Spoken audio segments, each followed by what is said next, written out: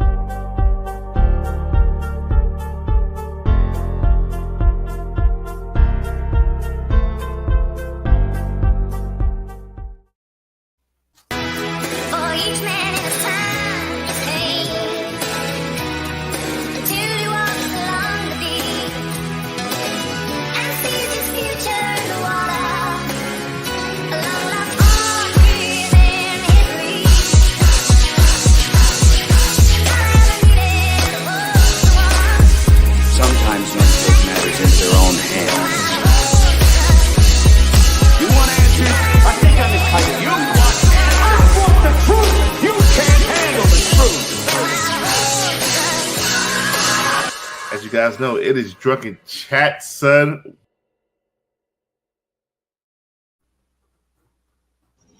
All right, everybody, welcome to It's Drunken Chat, son, on the Comic Crusaders Network. I am your co-host, Cornbread Chitlin the Greens. I am, of course, humbled to have Ultra Maximus and our main boy, UZG, back again. How's it going, fellas? Well, I don't know, man. That cold that had me messed up for like damn near 2 weeks. I hang out with you guys last Friday, and then it came back with a vengeance the next day, man. Wiped me out. And it was just one of those energy vampire things, man. Like, I haven't been that wiped out by a cold since probably like COVID. Yeah. You sound a lot better.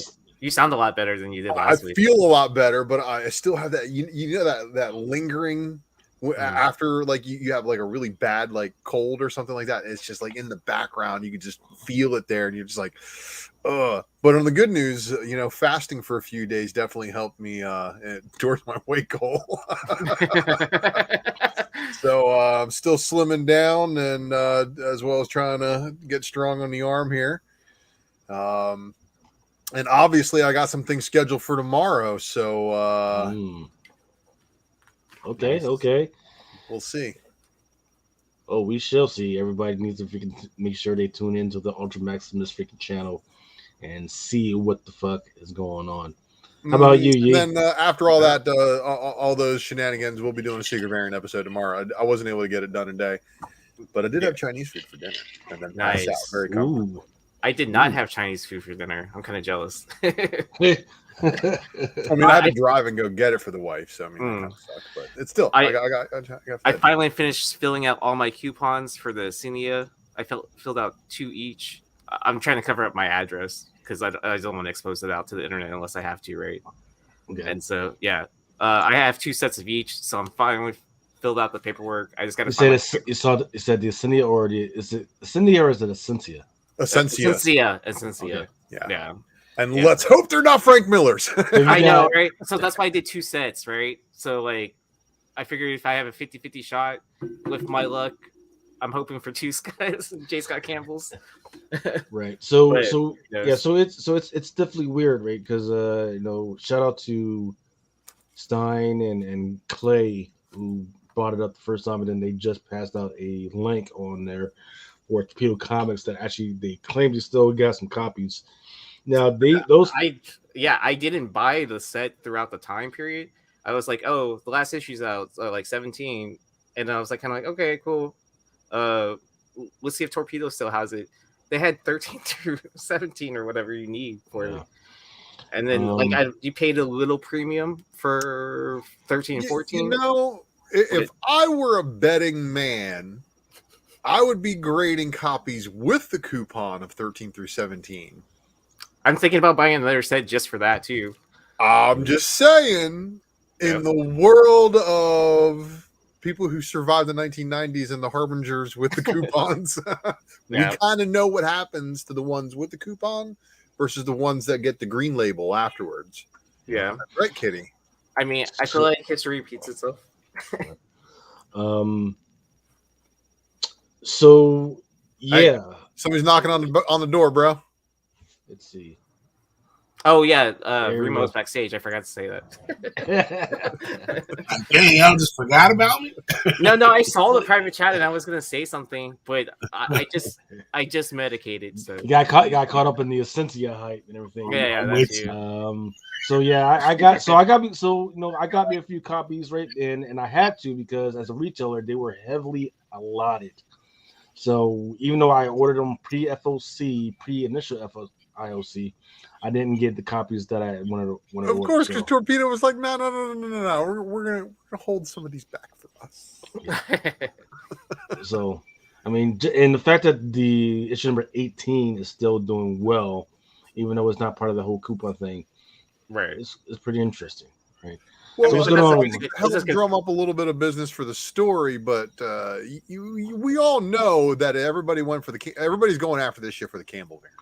Yeah, definitely. That's the only reason they're doing it. Like, around, like, it's the formula that everybody was following 10, 12 years ago, back in 2010, 2011, when we started realizing how rare some of those Campbell variants are, which is the reason why, like, I'm sorry, I'm so OG that I remember when the Campbell Lizard variant was still pretty cheap and under $100.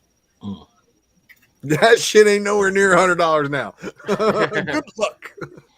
And it was like everybody pointing out like how much stuff Campbell does that's like the girls, the ladies, and then like here's a cover that's not really a lady variant. You know what I mean? Exactly. You leave some ladies for the rest of us, says Chad. Remo can't turn it off, man. It's natural. Yep. Okay, so today we will be talking about some movies, talk about some Secret Invasion stuff. Comic-Con, San Diego Comic-Con is right around the corner, like literally like right around the corner. Talking about some other Comic-Con stuff, some DC stuff, some Disney stuff. Isn't SDCC going on right now? No, it starts Thursday? Yes. Yeah. People are starting to travel, and they're doing that. The last minute hype stuff. All the cool people we know are getting there early because they're getting cool stuff. Yeah. So back to the Essentia thing. Like, what is the like? We have to take all the coupons out and then just kind of like you have to mail. Okay, so you have to mail it. You have to send it out to a certain address. It's on their Instagram. It's on the email thing. And basically, you have to fill out a check or send a. Is it? What do you pick up from a bank? That's not a check. A cashier's check. Or like a cashier's voucher. Check, yeah. Or So, and then you have to include the price of shipping and stuff like that, and then you mail in these coupons. Yep. It's like it's. So I did Image Zero. Did anybody else on this panel do Image Zero back in the day? Are you that OG? I didn't do. I was always, back in the day. I was always afraid of this shit. So there are also Image books back in the day. Spawn number 4, I believe it was, or 2. The Image Zero coupon collection. You had to do that in order to clip the coupons out and send it away in order to get Image Zero. You also had to do that for Profit Zero, unless you got the cool Panosian variant from SDCC. If you're into the Liefeld and the Extreme stuff, and maybe the McFarlane and the Silvestri and the Jim Lees and the Jim Valentinos and the OG of the OG Image books, you know exactly what I'm talking about. The same way that the coupons were in the Valiant books for Harbinger, like in order to get these Zero issues. Like these are the things that the hoops that the publishers made you do back then. And I think it's just so funny seeing a resurgence of all of that just for Essentia for 2 variants. And they're not even guaranteeing you're going to get the Campbell, man. It's still a risk. Like there's going to be so many people that send in 5 like coupon sets and they're going to get 5 Millers. And they're going to be like, what the? And they're going to be flipping their shit.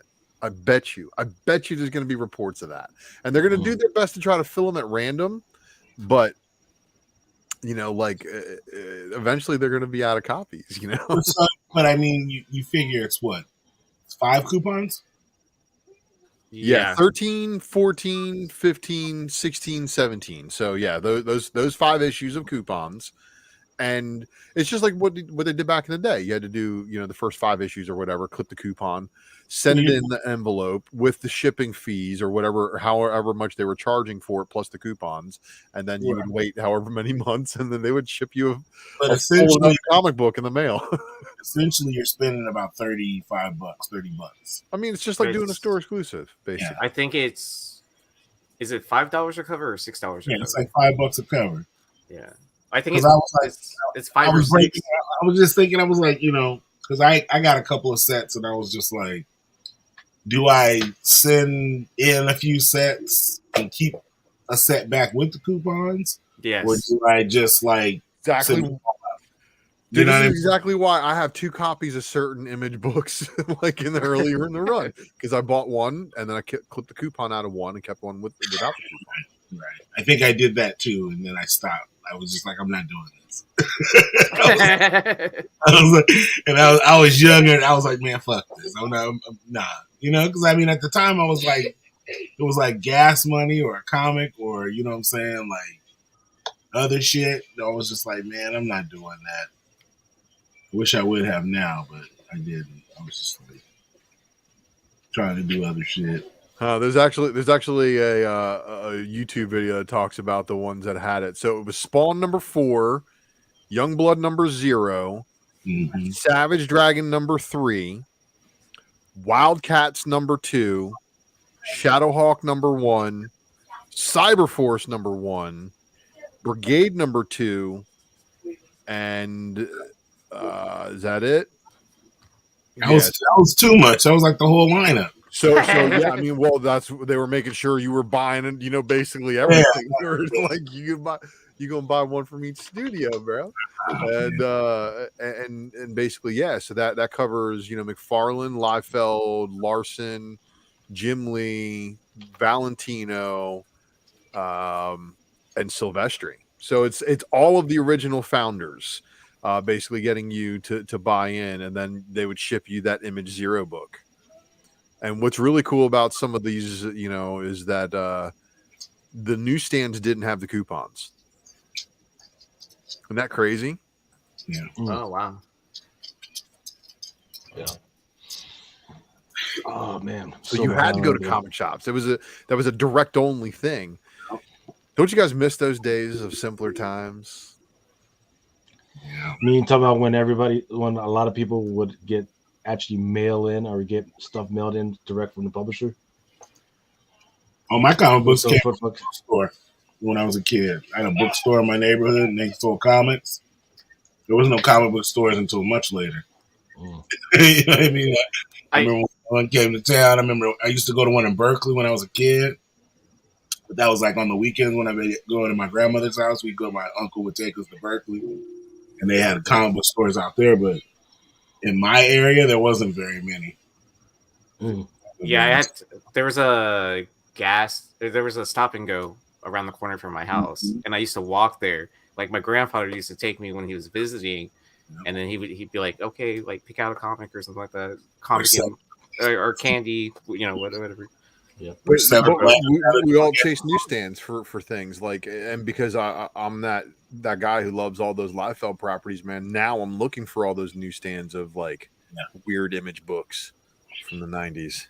And it's crazy when you stumble upon that shit. And I always find them when I'm on the West Coast, believe it or not. Hey, let's take a quick second to shout out to the people that are in the chat. 78 points of articulation. What's going on, yo? Creed, Eugene N. Young, Louis V, Mama Lucy Comics. You have the link if you want to join on in. Chad Cave, always making you hungry. Of course, chitterlings. Make sure you wash your chitterlings and heat it up to 145 degrees at the very minimum. Squeeze out the dookie. Mojo Pin, hi Vulture Smart. Thank you, brother. Thank you for supporting the freaking channel. Thank you. Thank you. Dwayne Scott, what's going on? Sharks Night, another attempt to shut down, bring the internet to a crawl. See, Steph shot 60, watching 8 likes. Exactly. Come on, y'all. Hit that freaking button. Flexing Comics. What are you flexing, young lady? JoJo. What's up? Awesome Radio. Let me know if you want a freaking link to come on in. Spaceman 3000. Oh, so the question is, I think you alluded to the action will start tomorrow. So definitely we can turn into the Ultra Maximus channel to see what's going on with that stuff. Cartier West is Carbon Cards. And that's it. Thank you guys for tuning in early or very, very late at where we're at with 1 o'clock in the freaking morning. So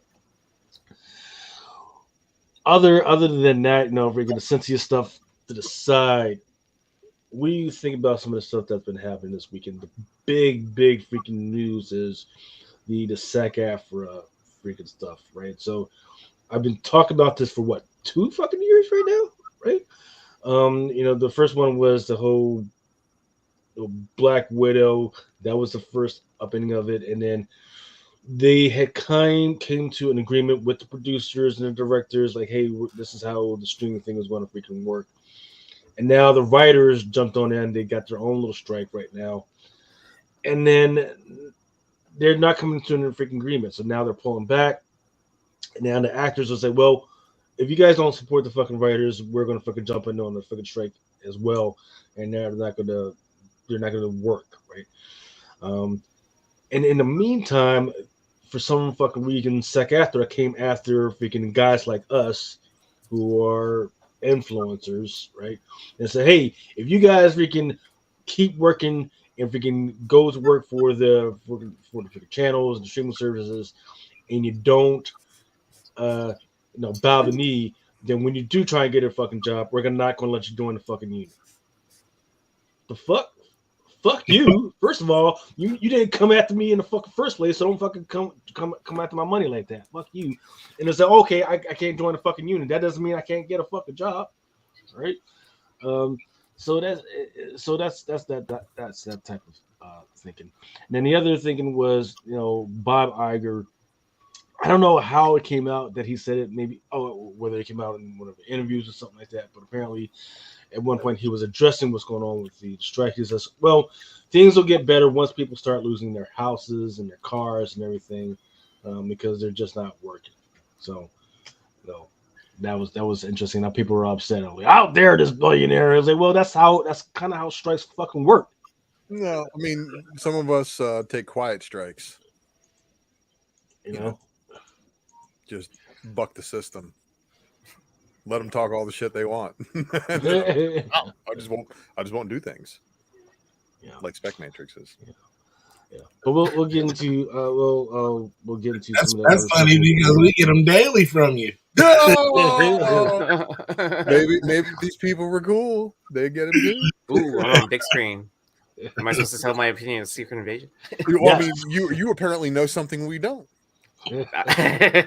What do you know, Yi? What do I know about Secret Invasion? I haven't watched this last week's episode. So I mean, with 1 million scrolls, there's a high probability that there is one of them on this panel. I'm gonna be honest with you guys. I watched the first episode and I haven't been back yet. But you haven't. Whoa. I mean, I thought I was behind by being behind one episode. No, man. Okay. You're not alone. Well, so I mean, I've seen the first 3, so it's definitely worth the watch if you watch them back to back to back. It's like if you have that time. Yeah, you are correct. And you know what? Now that there is at least a few episodes, it's a very long movie that you're about halfway done watching. Yeah. So you could probably break it up into even 2 episodes. So like if you don't remember what happened in episode 1, go back and watch episode 2 also, and then watch 3 and 4. Yeah, that's what I'll do. I'll probably watch it sometime this weekend. I need to put it on and it be in the background. I just haven't had a chance where I was just kind of like, because I know I have to pay attention to it because everything that's going on. You know what I mean? And every time I'm doing something, I go to turn it on and I start doing something. And I'm like, fuck, I can't not watch it. Yeah, so like I would usually watch it while I'm eating lunch. Is what I usually do. So I stop, like, even though I know I'm going to be staring at a computer, like it's just to look at something else. Yeah, and then I've been so busy at work that like it's like, okay, I just got to close the, like, I got to stop my lunch even though I'm finished eating and got to get back at it. Yeah. I'm with you, bro. I'm with you. I mean, honestly, I'm happy I can even have time to eat lunch now. Yeah. Well, what everybody wants to forget is that this is just a bridge between the last Marvel movie and the next Marvel movie. That's all this is. This is to keep you entertained at home with something to watch on Wednesdays until you wait for the Marvels. And then Loki. If it comes. Or those are already done. That's all done. Yeah. I mean, there's no strike that's going to stop this stuff from rolling out in the next couple of things. And honestly, we already have been spoiled. We know what's going to happen. We know that Rhodey is eventually going to, be fine. There's certain people who are going to be okay, and there's certain people who are not. Who's it going to be, though? Yeah. Yeah, well, because Rhodey got Armor Wars to go to. We already know. Well, we're not dumb. Yeah, but do we know that now? Because yes, we know he's in Armor Wars. But if the writers are fucking off right now, who's writing the freaking movies and scripts and everything? Ghost. They're gonna do the same thing they've done. Hollywood does in the past. Go to ghostwriters of people online, and like pick up scripts from there or whatever. And someone else, someone brand new that's outside of Hollywood is gonna get big and explode because it's like, oh look, there are other people that can do the same job. It's a creative spark, except for hopefully it doesn't turn out like Transformers: Revenge of the Fallen. That's fucking horrendous. But don't forget, even if you do get somebody, who's going to act it? Oh, that's true. The actors are not going to freaking join in right now. Well, so they're gonna start picking personalities off of YouTube. We're not SAG members. We can't get in on movie sets anyway. So I mean, like, this is the whole deal. Unions and Screen Actors Guild and all sorts of other things. Everybody beefing with everybody right now over money. Mm-hmm. But they're right to do it. So if any of you guys or anybody in the chat has ever done an extra gig where you signed a document saying that you're signing over your likeness to be in a movie or an extra or whatever, if you're on set for something, well, what the terms and conditions of that are now is they can have your digital likeness in perpetuity forever. Meaning they can just start putting your fucking face in the background of every movie if they really wanted to. And you're not getting paid for it ever. And when the Screen Actors Guild found out about that, they said, whoa. And they got pretty pissed off about it. And then they went on. That's why that's part. Right. Well, it's not like they came out about it. They were like, okay, we will. They were saying we will do concessions on all that other stream shit. But you got to give us the AI, right? You got to let us freaking scan our background actors and use them in perpetuity without having to pay them over and over again. Because you're a background character. You're not the fucking that's going to be a sticking point because they're going to be, if you're a union, you're fighting for the rights of all actors, whether they're extras or not. So if you're telling me that you can basically do that and X out a whole, let's say you got rid of the veteran minimum in the NBA or something, you know what I mean? Like, that's like getting rid of the extras. Like, you're getting rid of that whole class of actors, you know what I mean? Like, because here's the deal. Disney has already done that in a couple of TV series already. So there's a couple of shots where people are like playing sports or doing whatever, and then you'll see like a crop of fucking people right there, but then you'll see the same crop of people over there, and over there, and they're like, well, wait a minute, freaking, that was an actor that got paid not for that particular freaking series, they were for something else. So they're like, that person should be getting freaking paid. Well, if I use them as background, like how many times do I gotta pay them for once? He wasn't even really an integral part of the freaking story, right? So, and it's a slippery slope, right? Because like, you ever heard of like a soundtrack, like the Laughing soundtrack, right? Oh yeah. You watch it, okay? Those people, right, are probably dead right now, but how come they don't get paid? Or their families or whatever. Right. So I don't know how it works, but like, say you're in a movie. Do you get residuals every time the movie, however? Oh, how do you that's what these people are like pissed Fighting off for. about, because if you're in the background and they start selling like billions of copies fucking digitally or whatever, you don't get paid shit. Yeah, but you don't get paid shit now, though. That's what I'm saying. Like, correct. They're for a lifetime of likeness, like $100. But the movie is if it's on a TV channel, you do get paid. If it's on your local cable or your cable thing, you get paid. However, these people aren't signing those contracts, man. No, they're not signing the kind of contracts where they're getting paid. That's why everybody's all upset. No, wait. They do get paid. However, if it's on a streaming site, they don't get paid because there was never any agreement about that or what streaming happened. is. I know that's what Black Widow. That's what Scarlett Johansson was fighting about with freaking Black Widow, right? Because they had the whole agreement set out for what happens when it's at the freaking movie theater. They had the whole agreement set out for what happens when it hits freaking Disney Plus or whatever. But there was no agreement for what happens when it just comes out on Disney Plus first. Right? Yeah. Oh, because they were also charging for the first like few weeks of screening Black Widow as well because of all the restrictions and all that. But they still wanted to, raise capital for it. All these people when they show up on set to be an extra, they have to sign a release form, and on that release form it says you're getting paid a flat rate. And we can use your image in the background of this movie and in sales of DVDs and all that stuff, and you get nothing. Mm-hmm.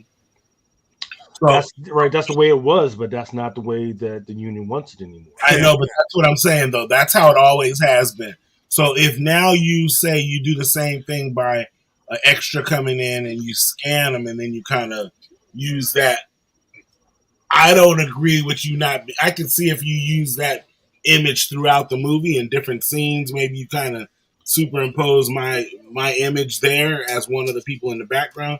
But if you're saying like I could be watching, a whole other movie and I'm in the background, then that's kind of where that's the part of where I think what they're going to do then, if somebody wins the lawsuit and says, if you're going to use my likeness, you're going to have to pay me. Well, we're going to go ahead and just alter you slightly in the AI and make you more cartoonish, and then you're just a variable.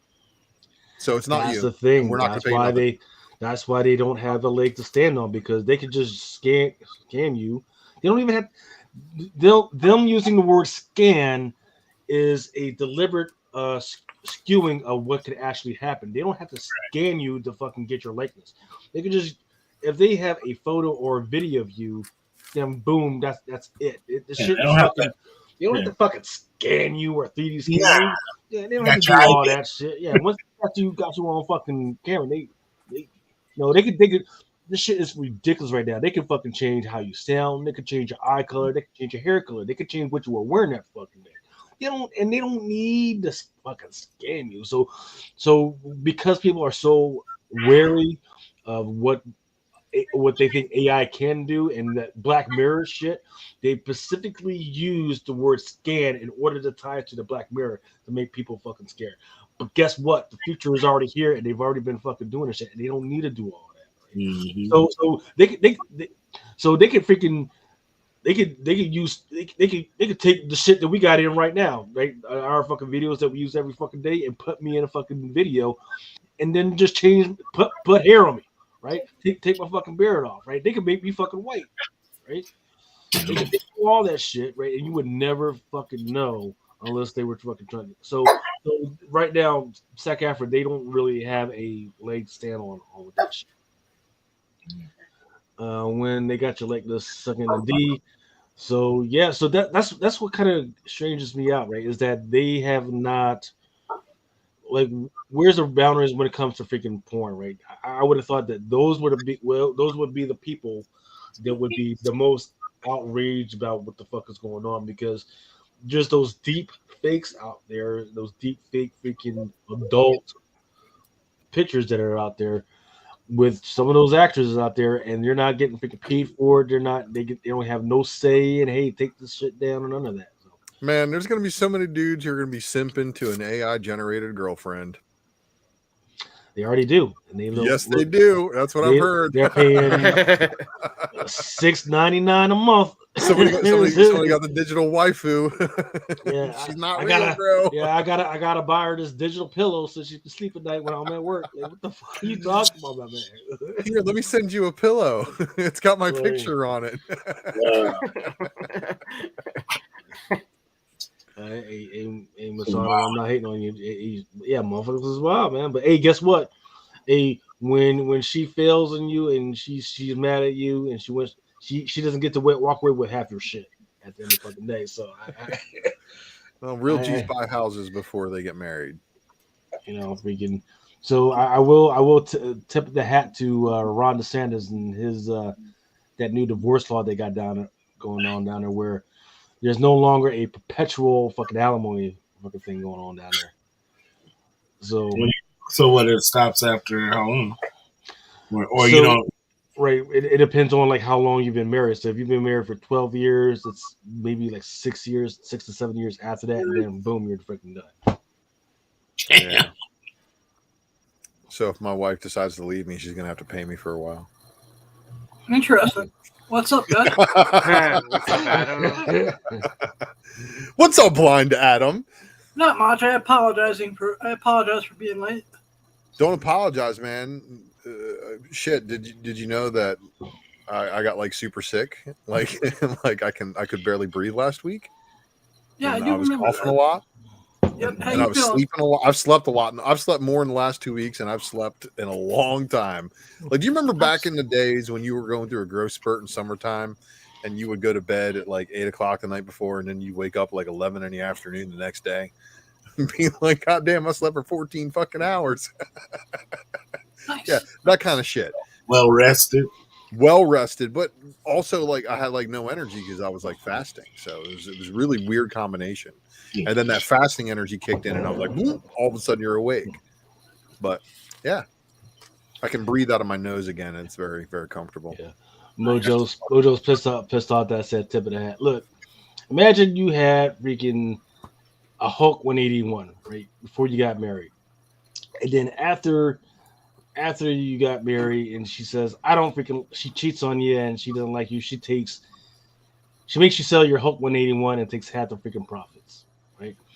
And then even after that, for the rest of your freaking life, you have to pay your alimony because of the percentage of that Hulk 181 was worth for the rest of your freaking life. That's what was going on down there.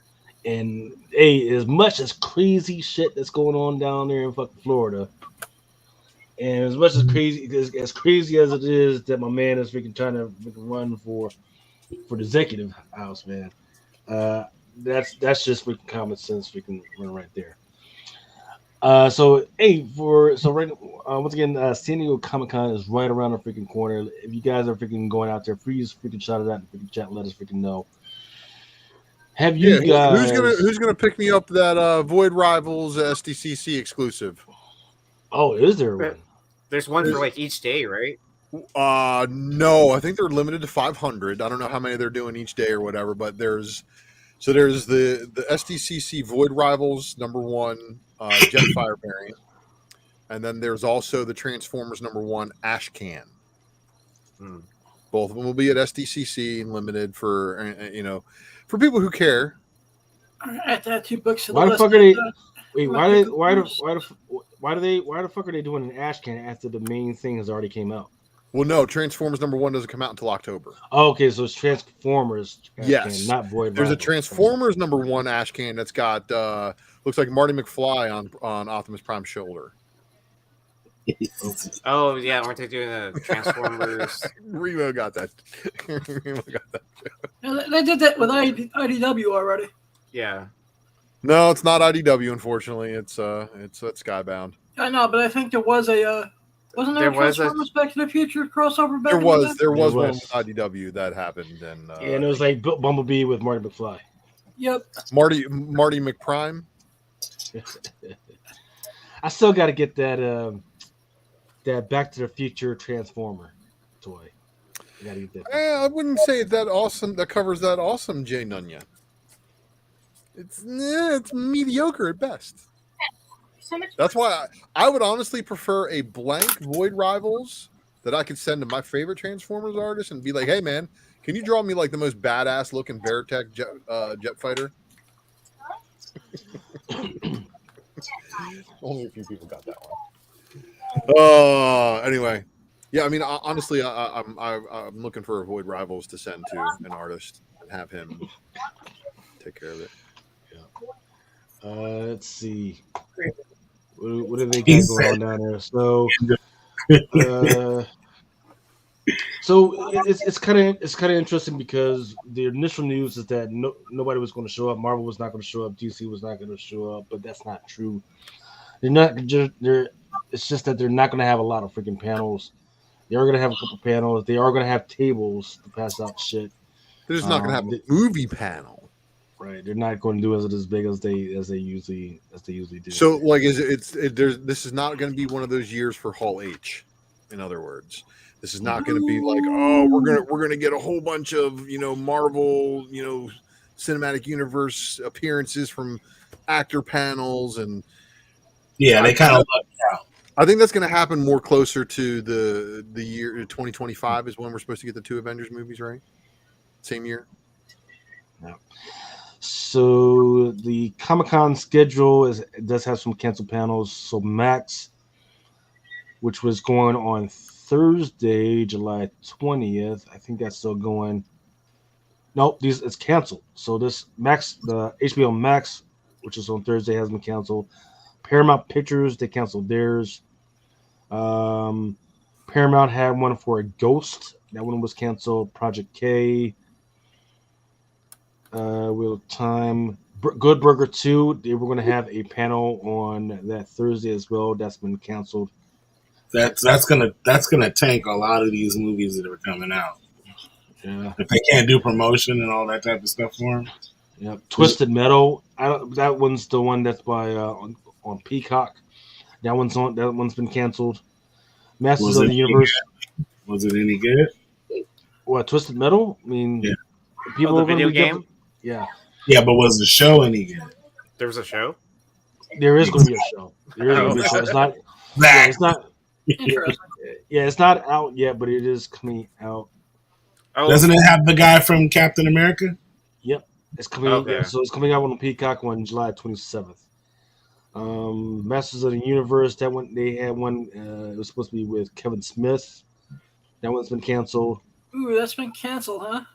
Yep. What Did We Do in the Shadows? That was really freaking good show. Canceled. Chasing Amy. Didn't they just drop a season recently? Which one? For What Did We Do in the Shadows? Yes, they did. Yeah. Did they cancel the Chasing Amy documentary panel? Mm-hmm. I know you were salivating and getting in on that one, Adam. Archer was apparently supposed to have one. My Adventures with Superman, which is supposed to have another season. I forget whether they're supposed to have another season or they got another season coming out like real soon. I know there's been some news about that. Didn't they just drop the first season already? Yeah, and it's not bad. They definitely knew where they were supposed to go. There's definitely a manga freaking tint to it and the style. It's just that they haven't figured out the storytelling yet. So would people let me get it out. So if there's actors that were going to be there doing autographs, are they not going to be there now? Or? So actors and writers at the Comic-Con, they're not going to be there. Yep. So we're talking about comic writers. No, like the whole panel. Writers, like screenwriters. Screenwriters. Okay, so then so they're going to lose some money then. San Diego Comic-Con because of this strike. Well, no, not necessarily, because I remember they had already paid their deposit down.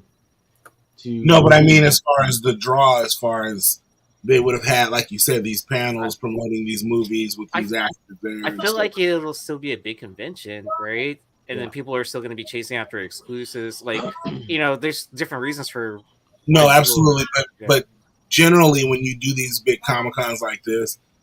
Yeah, they're for the collector like us, but you're also looking for people who are going to be like coming for the first time. Like, you know what I mean? Oh yeah, but I mean, but there's also still going to be all those tons of like retired actors and stuff like that. Well, that's what I mean. Like, you're still going to get some people. You're just not going to get like your current actors and top tier.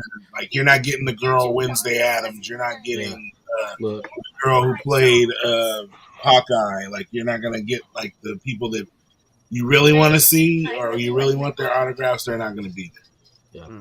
Okay, I'm asking because I don't know. That's what I'm saying. Is that because somehow this has to impact this show? Like, you know what I mean? Like this, and it's happening. What, the weekend prior to it happening? Right. Well, so you got to remember, a lot of people already bought their tickets already and sold out. So as far as revenue, as far as ticket revenue, there's not going to be any impact. However, there may be some impact on food revenue, right? Because usually what happens is people, they go in, they go to whatever panel or whatever they wanted to stay at, and then right after they go to the food revenue. Well, if there's not that many panels happening, then fuck it, I'm just gonna go back to my hotel room. Okay, so I had to take care of some of the animal shit. They canceled what show? What's going on? The live chat is freaking out. Somebody's saying they canceled the show. So they canceled a whole. So for Comic-Con, San Diego Comic-Con, they canceled a whole bunch of shit.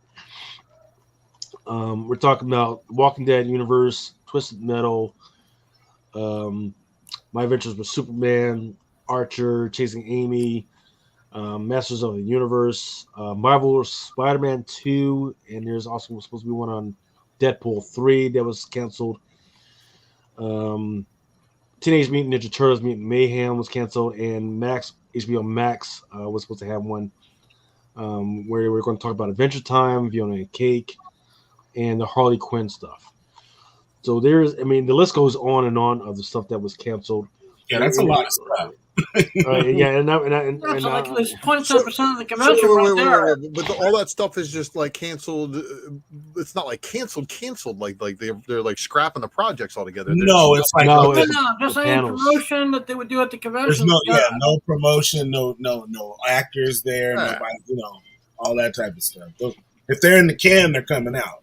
But do you guys remember a couple months back when Nintendo launched their new game via like their own press release and Twitter and their own website, and then they basically just said, "Oh, you know what? We're not going to be doing this video game conference that we were doing, and we're just going to go ahead and cancel the next 2 years." And I think this is where we're starting to get a market correction with the power of the internet, with the power of social media. Why do they need to spend hundreds of thousands of dollars flying people to a convention center to have a press release for stuff that everybody already knows about? Yeah. Well, and they found out that, you could still advertise through online presence and all that stuff, blah, blah, blah, and that person could remote in from anywhere. Right? Yeah, and it's also like by the time it even hits the internet, everybody knows about it within, like an hour. Yeah. So it's like by the time you even announce the panel being you at this convention, like people already know what the project is, who's in it, what's going on with it. I think about it like this: like, why would I give you my promotion? Like, if I'm not marketing necessarily to you, I don't need your promotion. Like, Disney can do their own; they have their own convention. Marvel, part of that. And that's you nail the head right there. D23 is where Disney will be like, okay, everything Marvel, Star Wars, blah blah blah. You gave Marvel, or you gave San Diego Comic-Con and the cons, like you made them feel like they were bigger than they really were. That's all that happened. Like, you know what I mean? You made them think they had more influence than they really had. And I think you like Ultra said, the market correction is them backing off and saying, okay, if Apple can come out every 6 months and tell you what we're going to do, for the next, 3 to 5 years, and they hit the ground running immediately after that show, then that's the same thing they're going to do. They're not going to, waste their time with Comic-Cons and all this stuff because they're not getting directly to the people you got people that are there for cosplay. Like, everybody's not there to watch their show. I want people coming and listening directly. I don't want to share time with anybody. So if they were smart, they wouldn't be doing that. They'd save it for their own show. Yep. Lucas4771 is asking for my best guess on how long the writer's strike and the actors' strike will last. and he's saying that the panel should place bets. Well, I wouldn't say it goes by time. I would say it goes by, boom, here we go, Drunken Wall Street. It would go by when does it actually start to hit the shareholders' freaking pockets, right? Well, yeah. So right now, for instance, Disney is at like 89 or is it 86? No, 80. It's at 88. Right? And how long had I been saying that? Hey, 88 is a freaking target. And now with all the lawsuits that are happening, with the fight in between Florida that's happening, the fact that Bob Chapek got kicked out, the fact that Bob Iger wants to actually refocus on the money that's going to the projects. I think that an $80 price range, or at least at the minimum an $87 price range would be fair. Bob, I would say that some of the executives would like it to go down to 85. And then they can start making moves, because once it goes down to 85, then they can actually start to buy more, right? Because they get a monthly statement of like how much they can buy, get it down to 85, 84. And then once they can buy up enough because it's so low, then they can say, okay, let's go to the freaking table and talk to these people and let's get it going so that the price can go up. Because remember, right before this stuff was happening, this crazy stuff with Disney was happening, we were talking about Disney at like 110, and now it's like $30 below that right now. So that's crazy enough. The other ones is Warner Brothers Discovery. That's at freaking $12.40. Fox is at $33.19. Paramount, which has a movie coming out, is it next month or is it this month? The Teenage Mutant Ninja Turtles. Yeah. I think it's at the end of the month. Yeah, and that's at $15.96. That's freaking ridiculous. What is Mission Impossible coming up? They said that shit costs like $1 billion. Only Tom Cruise kept fucking throwing motorcycles off of cliffs. Yeah, I mean, that insurance policy for that movie had to be fucking through the roof. Yeah. Well, so $1 billion. Well, so Tom Cruise almost died. Well, so the thing is, the interesting thing about that type of stuff, like so cars and motorcycles, and those companies willingly just send that shit to them for free and actually pay for them to have their shit in there, because hey, if Tom Cruise is using it, got hey, bitch, I gotta fucking have it too. You darn right. I drive one of the cars from Captain America: Civil War, buddy. Well, I thought for a while they're just using like the frames to look like those cars, but like on the inside it's actually always the same car or something like that. It's probably they're modified for stunt driving, I'm sure. Right. Yeah. Where are we at? Okay, and then speaking of Comic-Con fanatics, those are the ones that have been going crazy and buying up most of the sports cars enterprises. They decided that they are going to have their own type of Comic-Con, where it's not just going to be sports cars, it's not just going to be comics, it's going to be all types of collectibles. So fanatics, they said they're going to do their own fucking thing, and we can. Why would you not? Yeah, they got the money from somewhere, all this shit. So I gotta check and see if I can fucking invest in these motherfuckers somehow, man, because they are just fucking buying up everything. You know? They're like cool, we got it. They're like we already own it, right? Yeah. They're like, nah, we're good. We got it. We're cool. Now, what they should do is like have one like once a year in Vegas or something. Have everybody come out. But that's what the mint is for Comic-Cons. Right. No, what they should do is get with Diamond, right, and do those. You know how the Diamond does those retailer summits, right? So like this past year, they had one in Baltimore, and then they did another one in Texas. Just do those type of things. Just have different ones on different freaking coasts. Make sure you're pulling the fucking retailers, and then fucking have one that's for like everybody that's outside. That would be freaking dope. But we'll see. I so see. Wait, you guys can actually get a hold of product. Like you don't have people like running in front of you with a shopping cart and loading all the boxes into the cart and telling you to fuck off. It depends nowadays, nowadays depends it's not on the product though, right?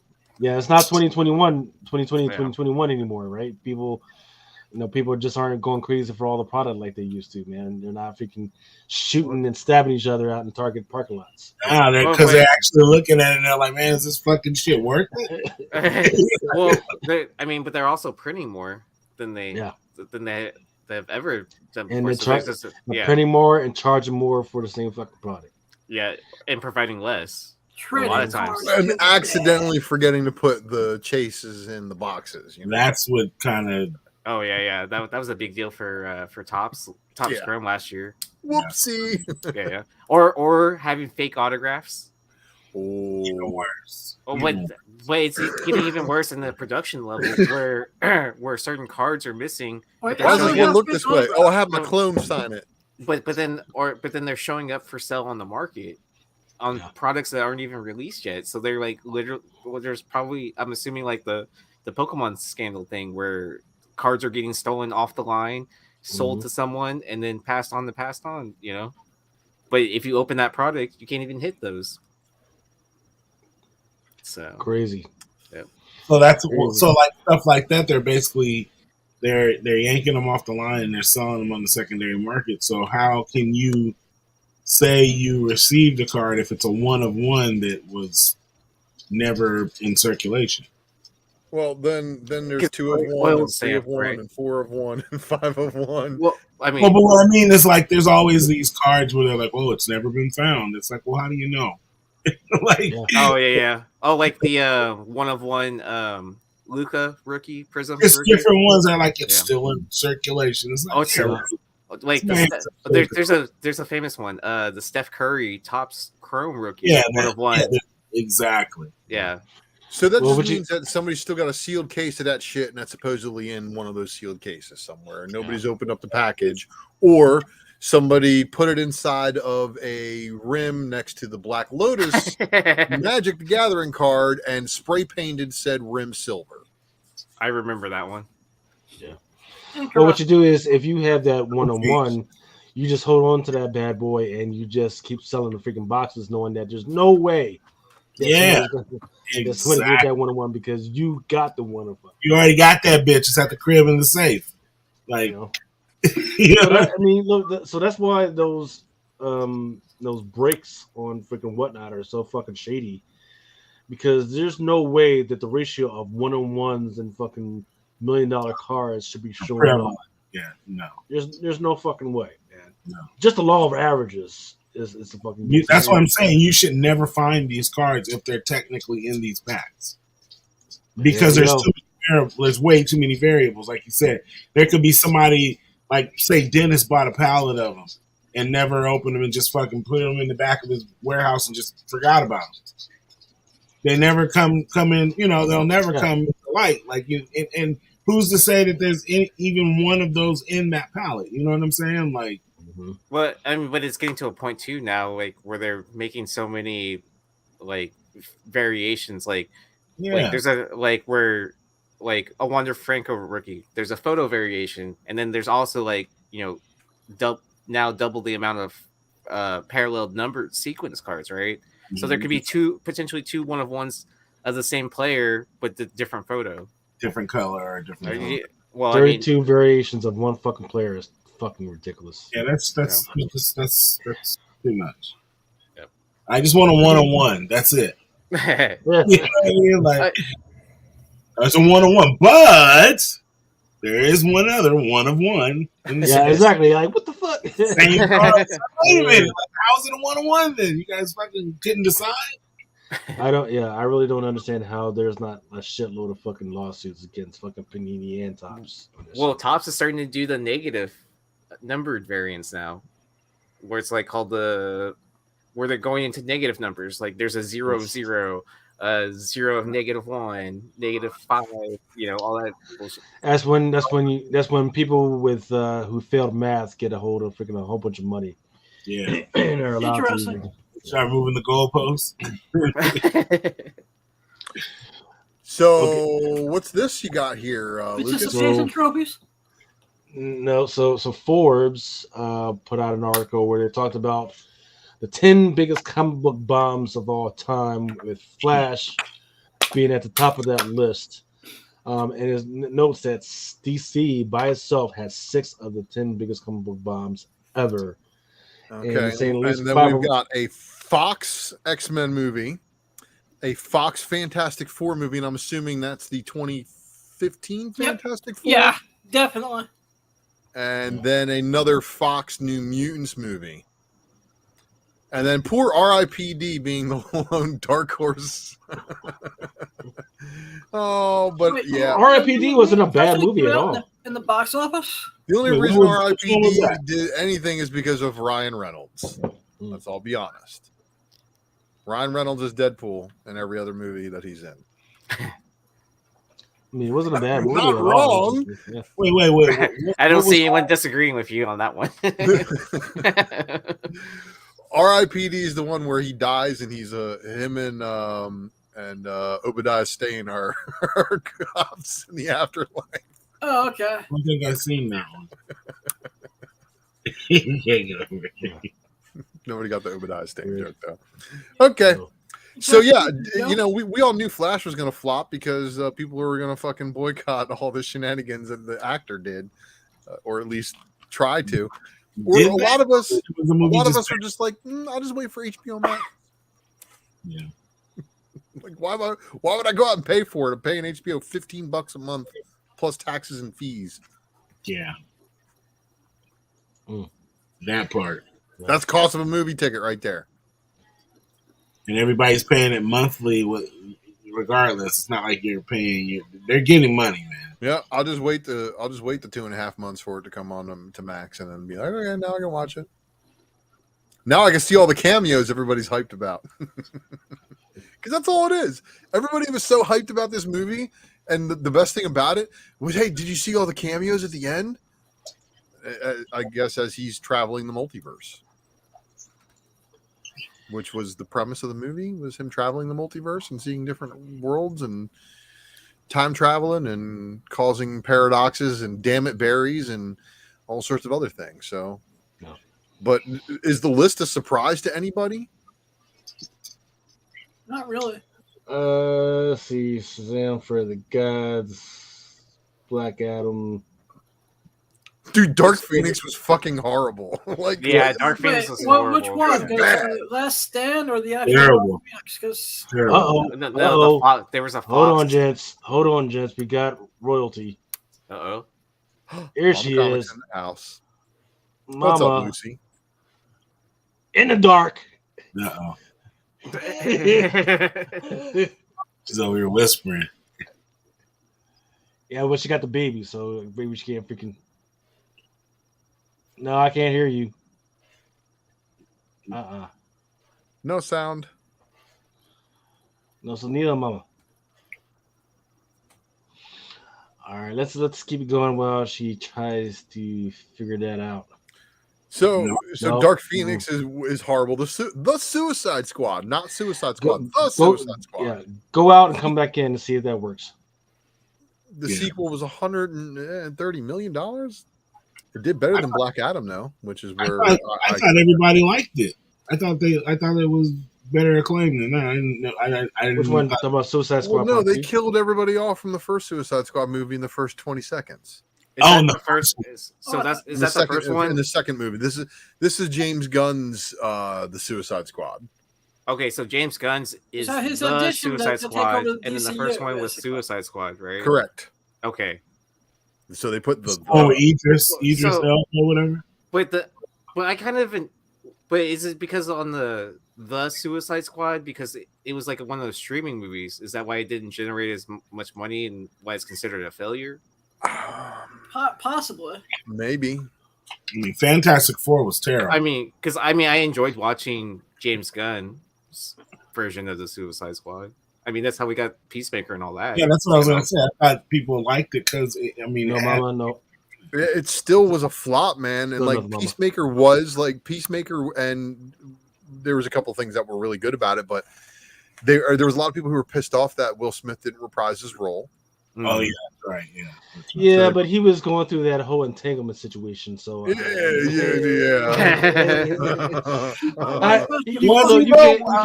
You can't. That was way after. Yeah, Nah, man, nobody was going to see that shit because that was. I don't think it had anything to do with him. Everybody was tracking that. It didn't come out onto like Entertainment Weekly and Variety until like, oh wait, Lucy, I think I heard you. I think I did too.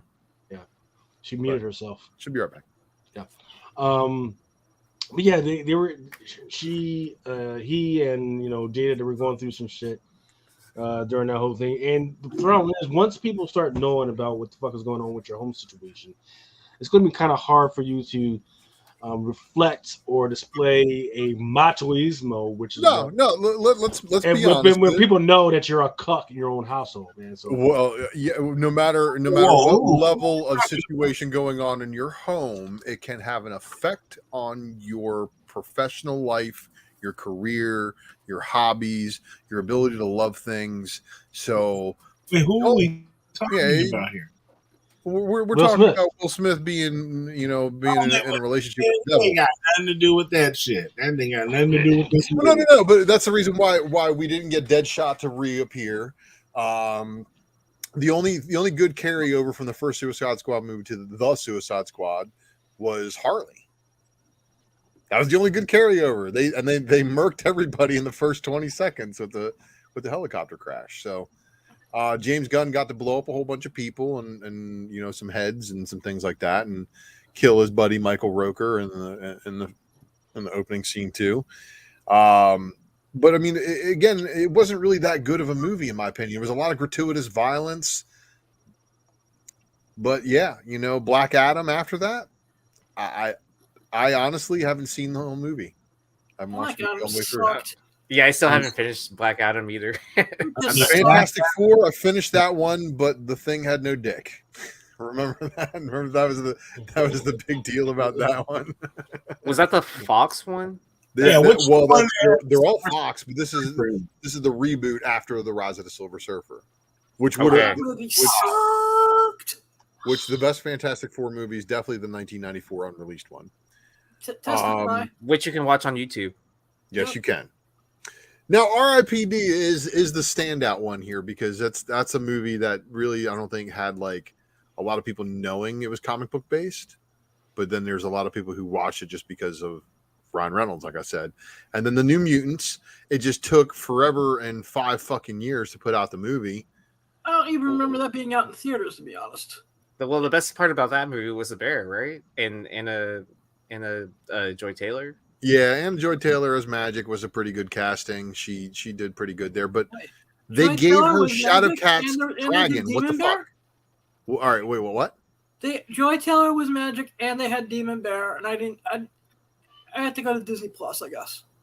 No, it's not on there. Yeah, because it was at the end of the Fox thing. Yeah, it didn't get put out because of the Fox merger and purchase. I don't remember seeing that. I don't even remember seeing a trailer for this. Oh, I mean, it was during COVID. Do you realize how many copies of X-Force 10 Demon Bear Sinkowitz variant I have? All of them. Because I'm pretty sure nobody else was buying that book. I have a copy just because it was Demon Bear. And then how many do you have?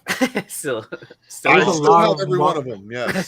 So there's a lot of Marvel properties that are out there that they did movies and TV series for that nobody has fucking watched. Remember Cloak and Dagger?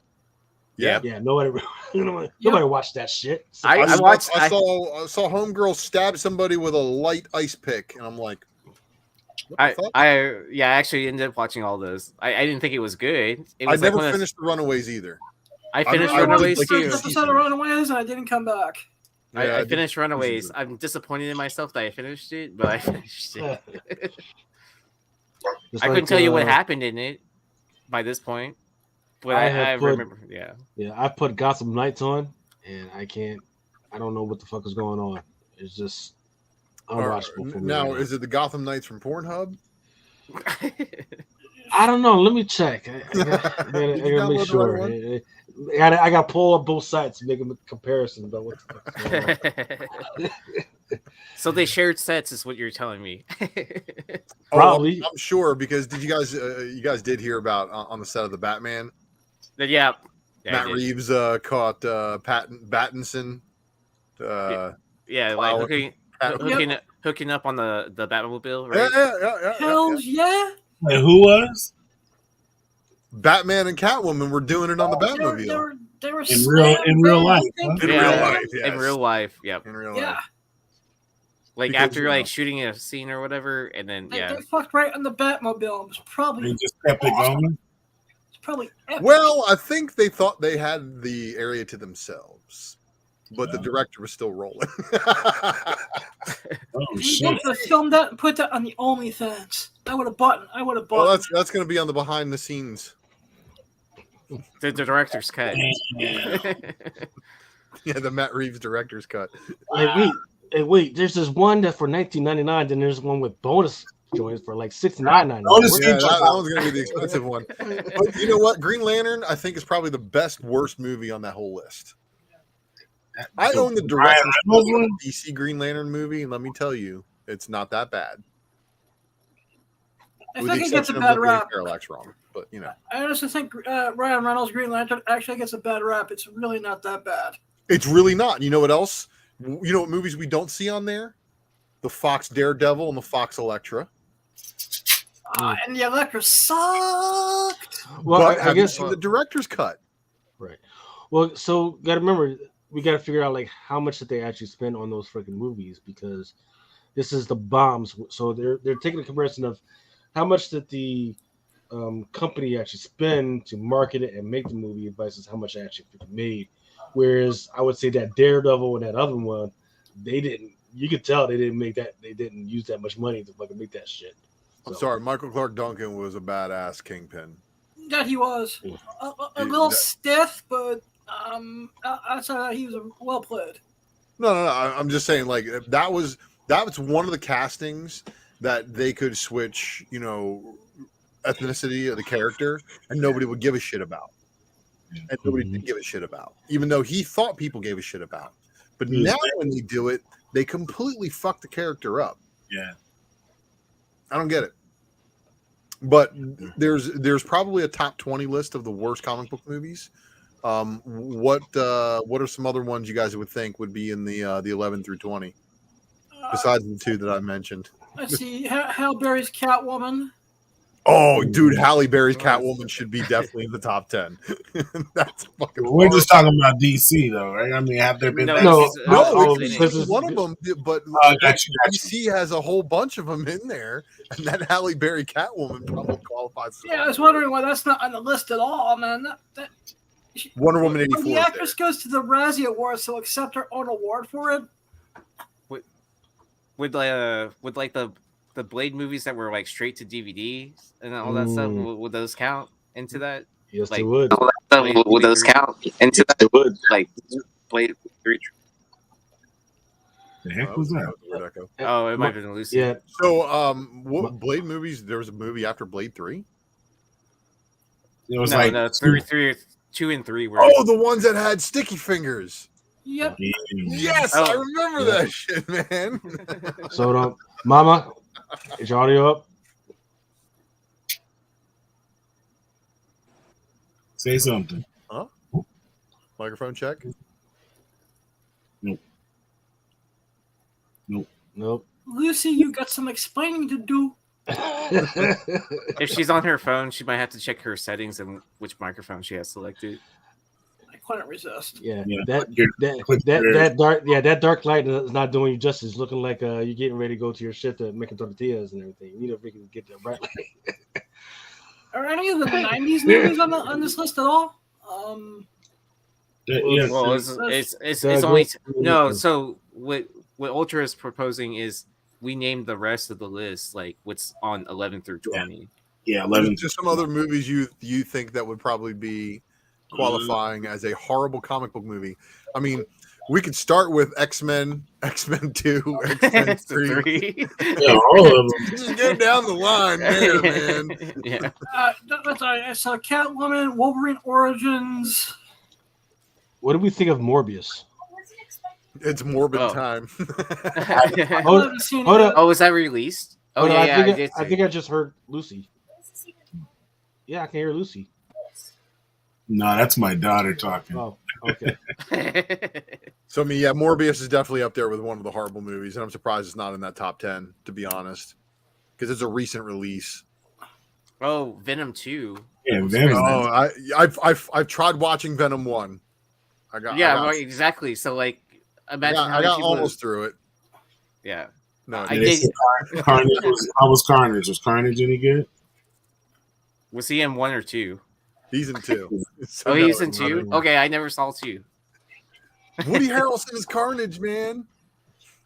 So then 2 probably costs more, right? You would think?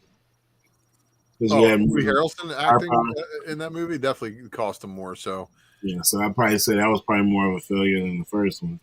Right, exactly. How about The League of Extraordinary Gentlemen? That's a good movie. That wasn't bad. I like that shit. Yeah.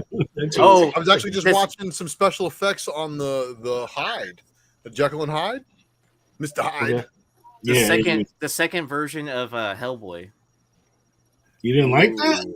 I liked it, but I don't think I would consider it a failure of how. Is that David Harbour? The one that came out a couple years ago? Yeah, the one that came out a couple years ago. All right. Wouldn't that be considered a failure? Because wasn't it lined up? It would be lined up to do sequels and all that, and then it would have been a third one, right? Yeah, they didn't do anything with it after the first one didn't go through when they were just retelling the story again. Yeah, because it was basically everybody's like, "Oh, I've seen this one already, but this is different than the Ron Perlman one." Yeah. Yeah. Well, I thought Ron Perlman did all. There was only 2 with him. He only did 2. They were going to do a third one, and then they decided to reboot it, and they did that fucking reboot. Oh no! With a guy from Stranger Things or whatever, with David Harbour. Yeah, there you go. Hell no. So, yeah, see, you didn't even see it. So I mean, I didn't watch that. I was like, wait. I thought I was good with the 2 they put out. I'm trying to think. There's something else. We're missing something. The Mask 2, Son of the Mask. I've seen that. I would bounce back and forth in between Eternals and maybe portions of Shang-Chi, which was just weird. Like, I don't know what the fuck they were thinking about. But I mean, there was a few Batman movies that were bad. The ones with the bat nipples or without? Val Kilmer, Batman. Play. George Clooney. Batman. There's the bat nipples for you. George Those aren't the nipples I'm looking for, thank you. Yeah, there's a few. Watch it for. Jonah Hex, Odegaard. Oh, yeah, Odegaard. Remember that. Jonah Hex, too. Yeah. So, yeah, there's a whole bunch of bad ones. We just got really bad memories when I think it comes to the Loser should be on that list as well. The Losers is a good movie. See, these are good movies. These aren't bad movies. Those are good cult movies and had decent budgets that turn profit. These are the things that are on this list are overhyped, speculated, regurgitated trash that everybody, was like, oh, look, it's going to be the best thing ever. And Aquaman's not on there. No, Aquaman was good. It was because it gave a refreshing tint to Aquaman. The problem is that they didn't follow. I'm surprised that's on here. Wonder Woman 84. It's on there. It's on there. It's number 3 on the list. Oops, my bad. I guess it would help if I could see the list, but Now, Forbes did caveat it with that 1984 movie with the fact that it went straight to freaking HBO Max. Oh well, streaming, right? So for the money they put in there, but then here's the thing: they paid what is it? I think it was Patty Jenkins. I think that was the director. Whoever the director was, they paid her $100 million like up front. It was like, hey, we're gonna do the streaming thing. So here's $100 million. Go fuck off. So you don't have to bother us. Right, like that. What? Yeah, because they saw they knew that there was going to be problems with the whole Black Widow situation, right? So they didn't want that same smoke. So that's why they paid the director and the bunch of actors their money up front, so they could go to fucking streaming. Yeah. And look at them now; it was just a fucking bomb anyway. So I think I talked about this a little bit earlier. Bob Iger is talking about, and Bob Iger is CEO of Disney. Again. Again, yeah. After his 11-month, say that again. after his 11-month hiatus.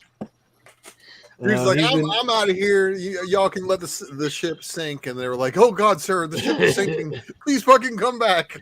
You know what's really funny?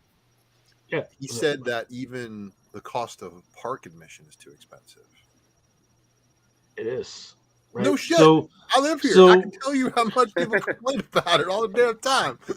Right. So in fact, I think I saw a TikTok where somebody was talking about because there's those seasonal passes, right? And the stuff that you used to get with the seasonal passes and stuff that you're getting fucking now, there was no fucking comparison. And the seasonal passes was a lot cheaper when adjusted for inflation. Yeah, annual pass holders don't get shit anymore. There's lots more blackout days where you're not allowed to go as an annual pass holder.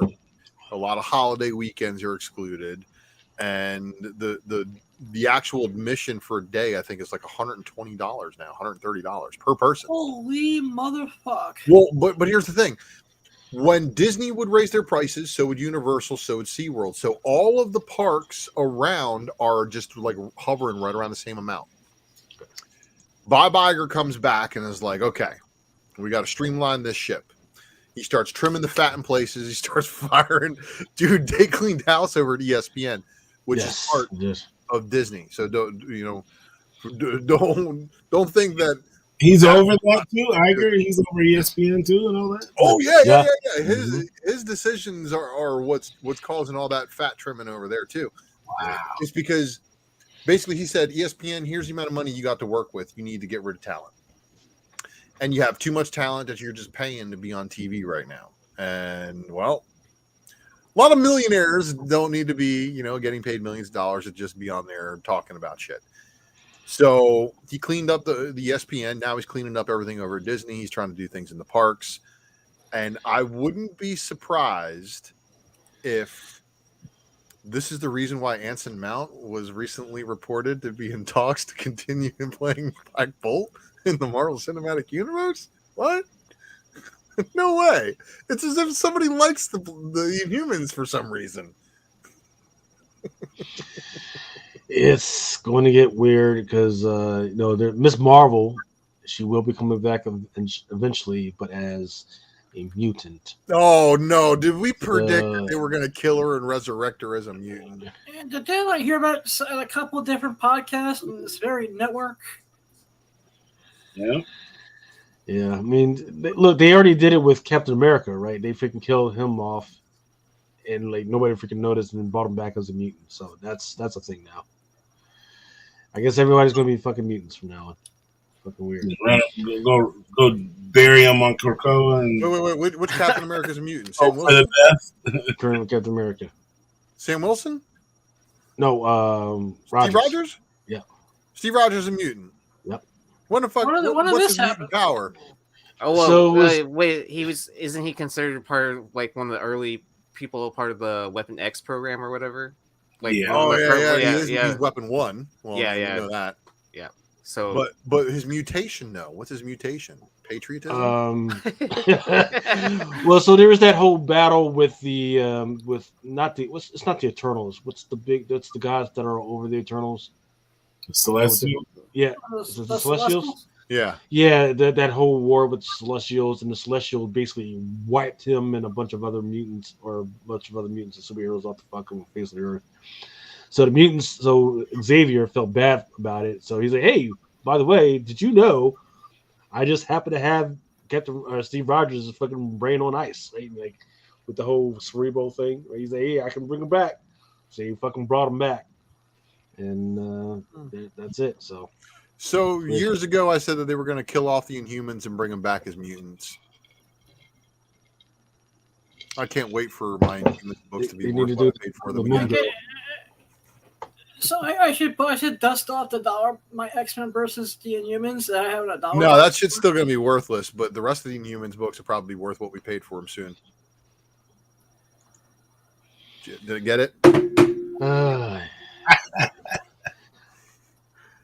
I just want people just to punch each other out and let's go back to having fun. Well, I mean, he's trying to do basically what's best for business. Yeah, he doesn't. What do they need ABC for? What do they need the ABC Broadcasting, American Broadcasting Company? You don't. You can sell that channel and let Days of Our Lives and all those other soap operas and shit that go on during the day, sell the ad revenue required to. The legalized porn they have on in the afternoons. Is that what that is? Yeah, soap opera is nothing but legalized porn that's on in the afternoons for housewives. Yeah, but that shit don't even come on really no more. It's like maybe for 2 hours a day. So it's like all you have to do is get rid of those shows, which most of them are already like most people have already retired. Keep those, please, because then we get 2 more hours of The View, and I'd rather go to hell than have to suffer through that. That's true. That's what it'll become. I mean, that's what it's going to be right now anyway. It's just reality TV until the strike is over. I mean, they got Family Feud on there. And that's a moneymaker right there. What the fuck is a Family Feud? How can you not run a channel on Family Feud? You don't know what the fuck the Family Feud is? God I damn. was kidding. But all of these shows you can watch online at when you want to watch them. You know what they need to bring back? Now, The Bachelorette. Catch a Predator. The Bachelorette, it has to be live. People, they don't like just watching The Bachelorette. They like being inside some of the live chat so they can read what everybody else. But that's what I'm saying. You can stream that stuff live when it's on. Like, yeah. Well, do you know how many times I've gotten called into work because I'm in charge of the streaming service that the school uses, and because it wasn't working at X location, I had to go there and fix it before the stupid show ended. Really? Jesus. Yeah. So it's like, oh, but you're on call this week anyway, so go ahead and go in and take care of this. And it's like, it's a waste of time. It's a waste of my time because it takes me, even in no traffic, it takes at least 20 minutes for me to get from my house to the school. So, I mean, half the show's already over, right? Yeah. So there's not much on here that I'm like, man, ABC's that's a definite money maker. And that's the thing. It's like you want to keep these channels and stuff out of habit, but they really don't have anything you watch. No, because everybody's doing shitty remakes of old shows that were better before. Mm-hmm. But what I mean by but it has on TV. But it has that brand recognition name too, right? That's what I'm saying. Yeah, that like everyone's watching ABC News, whatever your broadcast channel is that. But you can watch all of that stuff on I can watch Eyewitness News. It looks like all the shows that my parents watch, like Dancing with the Stars. Yeah. Fuck Dancing with the Stars. Now, here's what I would say would make sense is that they're going to hold on to ABC till after the election, right? Because ABC, NBC, CBS, they are, even though people like us, we do have enough money to actually pay for other stuff in the internet. Those channels, they are still an outlet for people that don't have access to the internet. So they're still relying on ABC, and they're going to get profits out off of that stuff. As soon as the election's over, they're going to freaking cut it off and bow out. So, for instance, it's no secret because he actually talks about, hey, he wants to keep sports on and all that other stuff. Well, yeah, because guess what? I mean, look, you got the Women's World Cup right around the fucking corner. You've got another World Cup that's here in the United States in about 3 years, right? Yeah. Oh yeah. And it's hitting a bunch of major cities too, right? Yes, and then like Washington DC, New York. Yeah. And like 3. Well, I mean, then also like with soccer too, like you have Messi coming over from the Premier League, joining the MLS. And you know who owns that contract? That TV contract. It's Miami, right? No, but the TV. That's I'm talking about the TV contract. It's Fox, right? Yeah. No, it's split. It's split. It's like 80% Fox, and some of the streaming rights does belong to Disney right now. But then some of the local channels get that too, though. They get some of that revenue too. Right. Yeah. Because some of especially the local channels like get it, and Walt Disney does have a agreement ship or whatever you want to fucking call it with those freaking channels. So yeah, they're standing to make a lot of freaking money off of that. They just need to unfuck their whole situation with hockey, and then they'll be straight. Mama Comics says she does watch a lot of shows on ABC. You can't just say that, baby girl. You gotta say what exactly are you watching? I know you're watching The Bachelorette. Yeah, I want to know, like, because a lot of the fiance on. That's an A&E. No, it's on no Discovery. No, it's on. Mel would know. What is that channel called? What channel is 90 Day Fiance? Wait, what show? PLC. Oh, there you go. PLC. See. Who's TLC owned? Abbott Who's Elementary TLC owned by Discovery? I think it's under that umbrella. Like it comes under one of those. Not Paramount. I think it is. Yeah. When you get the Discovery, you get. Oh, there's American Idol is on ABC as well. Is she talking about Abbott Elementary? That show? Yes. Okay. Isn't the I was just listening to a podcast and the director or photography director, the guy that's in charge of all the cameras, he directed in like season 5 of It's Always Sunny. Like so I mean like that director is like he does a lot of stuff. Like I mean I think he got us started with filming like Survivor or some shit like that. But like all those people are on strike right now, so it's like yeah. So here's where it gets interesting, right? So that you mentioned that, Remo. So people on strike. Well, you know who doesn't? What type of shows don't need a bunch of fucking writers, a bunch reality of reality TV, right? So you know they're already set up. They got Bachelorette. They've got Bachelorette and freaking Paradise. They got freaking Shark Tank. Jeopardy. Can't tell me that's not a fucking big show. You can't tell me Wheel of Fortune is not a fucking big show. Pat Sajak is retiring. And then he is retiring. Yeah. And then Vanna White says she's not going to do it unless they she's not going to continue unless they pay her more money. They owe her more money. She hasn't she's making like isn't she making like $2 to $3 million for episode? She hasn't got a raise in 20 years. Yeah. Well, do you know what they do as well? They film all their episodes in like a 6-hour block or something like that in 24 days. Yeah. And they send like they film like 6 episodes a day or something like that. Yeah. And that's just a week out. Look, she is 60. She is 60. Yeah. It's not white. It's do you know there's a video of her appearing on The Price is Right before she did Wheel of Fortune? Really? There's a Playboy with her too. Yeah, that too. I actually just sold a couple of copies of that recently. I remember that shit when I was a kid. Like, ooh wee. That's like a $20 Playboy. My boy brought that shit to school. He was like, yeah. What kind of the decrepit freaking motherfucker brings Playboys and shit to school? My boy's dad had a subscription. He brought that shit. He brought that one. I remember the one I loved was fucking Ronald Reagan's daughter in the Penthouse. That was my shit. Yeah. That's Adam's alley.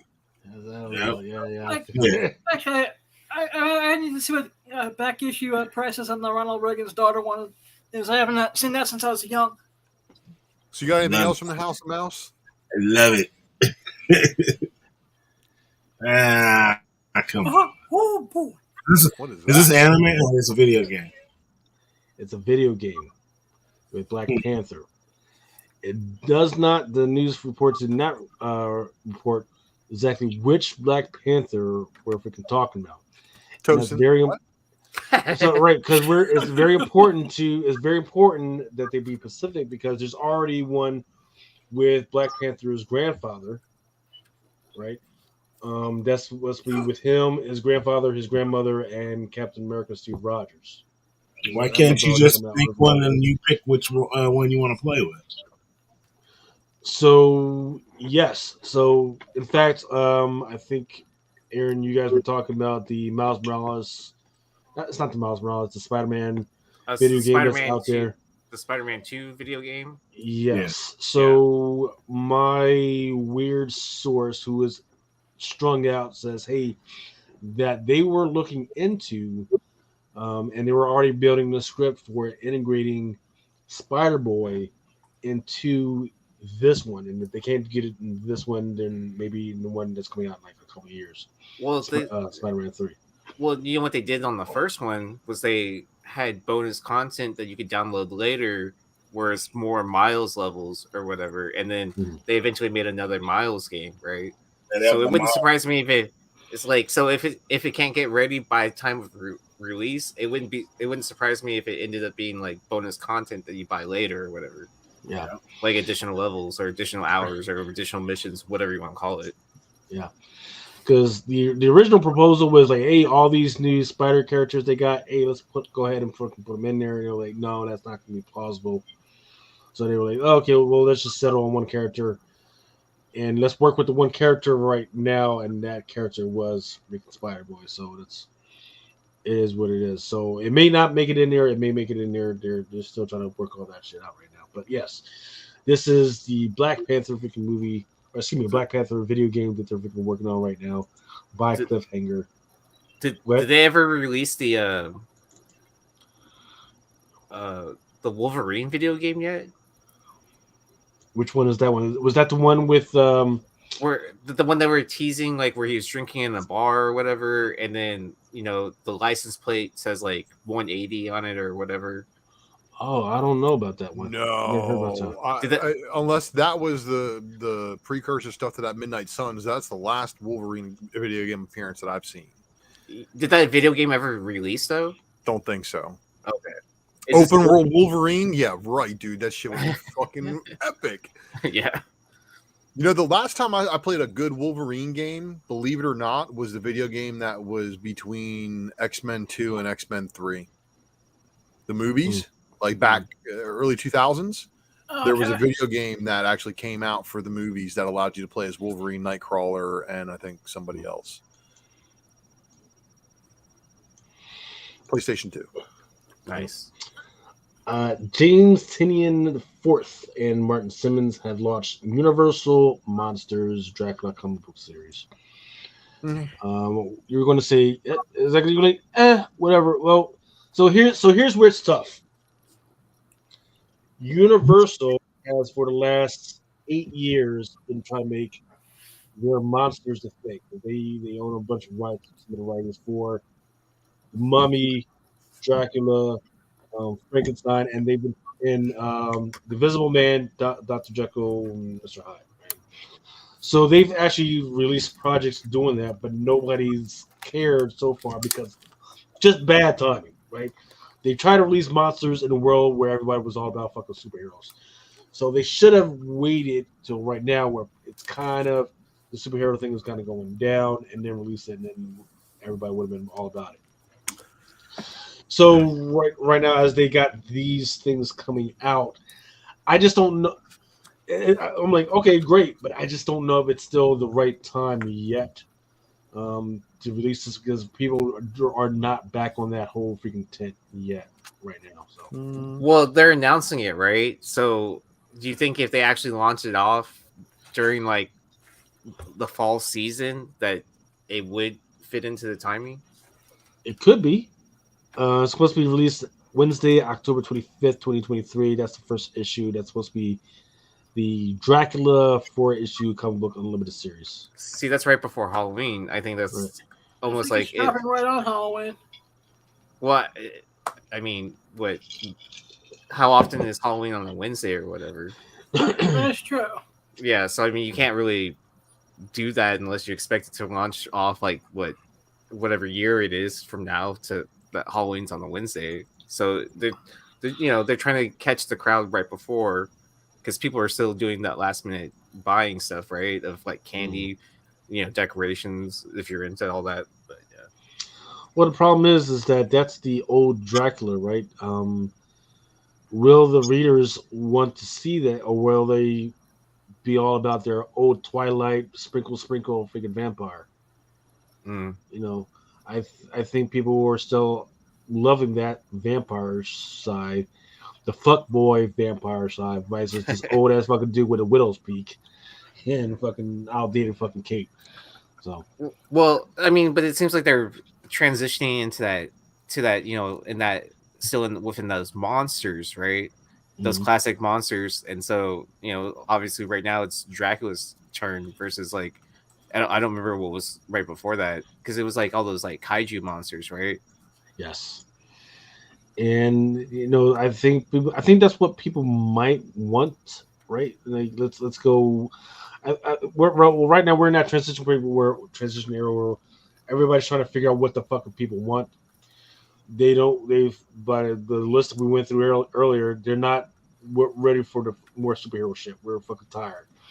We're tired of all the Star Wars shit right now because they've been giving it to us, but there hasn't been a lot of freaking really good content right now, right? What was one of the number one movies that came out in the last couple of weeks? That freaking Love, Hurt, Feelings, which is like a rom-com fucking shit, right? Indiana Jones did really well, right? So there was all about the action shit. I would say probably this week number one movies is probably going to be Mission Impossible.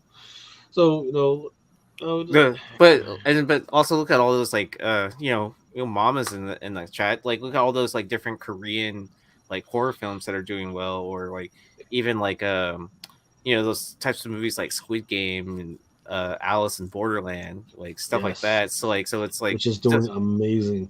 Right. So those are all like gore based. Yeah. Those are all manga. Like yeah, they got it. I mean, manga, which we're going to see, right? Because people, that's kind of what pisses me off about the way that the Actors Union is doing their fucking strike. They're like, "Oh, you need us." Like, bitch, do you not realize that there are other writers in this fucking world that can fucking write some shit? Or do you not realize that there's a whole bunch of people that are doing anime? Right? Yeah, and then look at all the different zombie films that are being released through or like zombie shows that are being released through. Mama is asking, how did Renfield do? Didn't that go straight to fucking video? Almost. Yeah, pretty much. If you haven't watched Wheeling, please do. I keep telling Mama that she needs to do a Discord watch party for some of her horror stuff, or do some like horror reviews. I think people would be all about that shit. But oh yeah, she could bring back her channel with the I forgot the title, but she could do like change it up and do like horror reviews or something like that. Yeah. Hulu is launching, like I said. You think they really need you fucking writers? Like they got a whole library full of animation and manga stuff, and that's what Hulu's going to freaking lean on during this whole freaking strike. And they're going to call it Animayhem. Yep. Right. I can I can spell this ad.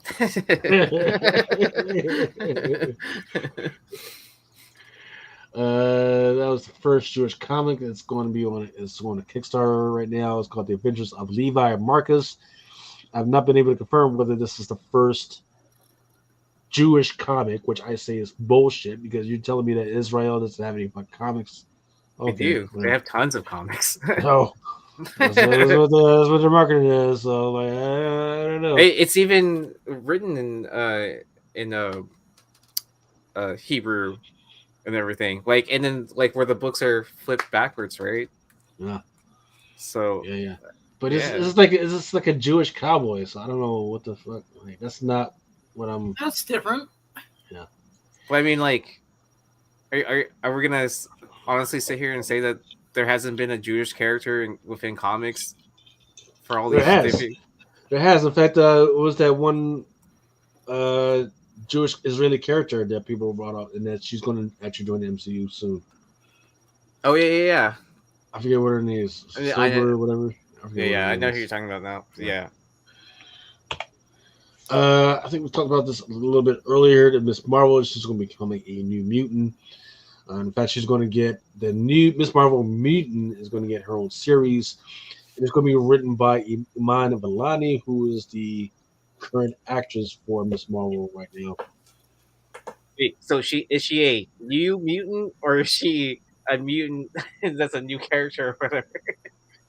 Well, they didn't fix her powers in this resurrection, so they're still fucked there.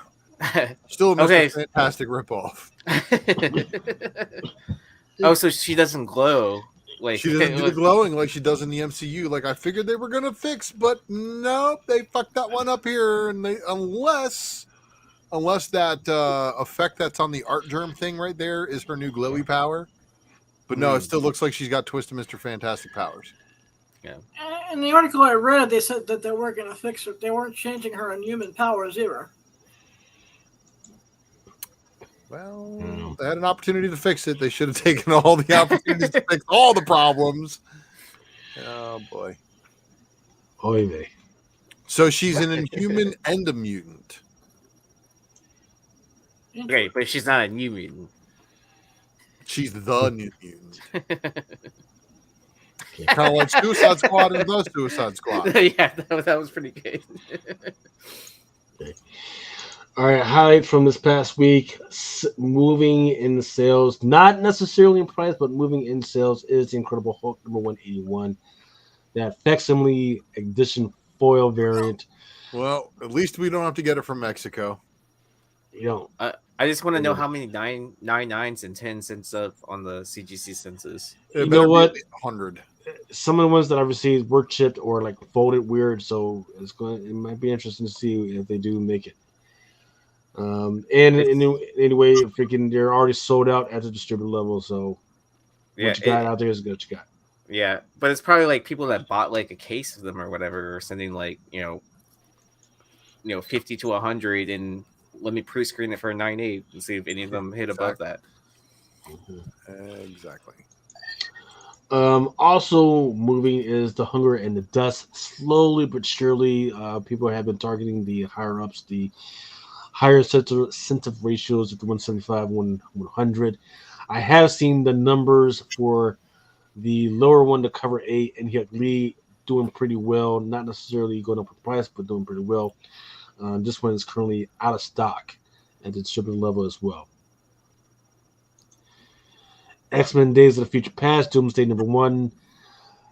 I kind of scanned. I haven't read this, so I don't know what the fuck is going on with this one, but this one is sold out as well. So is this going to end up like a Civil War 2, like where they're trying to relaunch Days of the Future? Oh, they're adding the Doomsday title at the end of it. Never mind. Yeah. So basically, this is the storyline that leads up to the Days Future Past story. Oh, okay. Yeah. Oh, okay. Nothing's wrong with Mexico, Lucy. I'm just saying, all of the foil variants previously came from Mexico only. Yeah. And that was a problem. You had ASM 300, you had Hulk 181. Yeah, all of Marvel Mexico was reproducing all of the Deadpool 10, which was the J. Scott Campbell incentive. And then Marvel was like, wait a minute, we can sell these directly and not have to fucking give somebody else all the money? All right, and then at the same time, let's let Panini set up their shop in Mexico. So I'm surprised we haven't seen any comics released from that yet. I mean, I would assume a lot of that stuff will probably launch during La Mole at some point in time or something like that.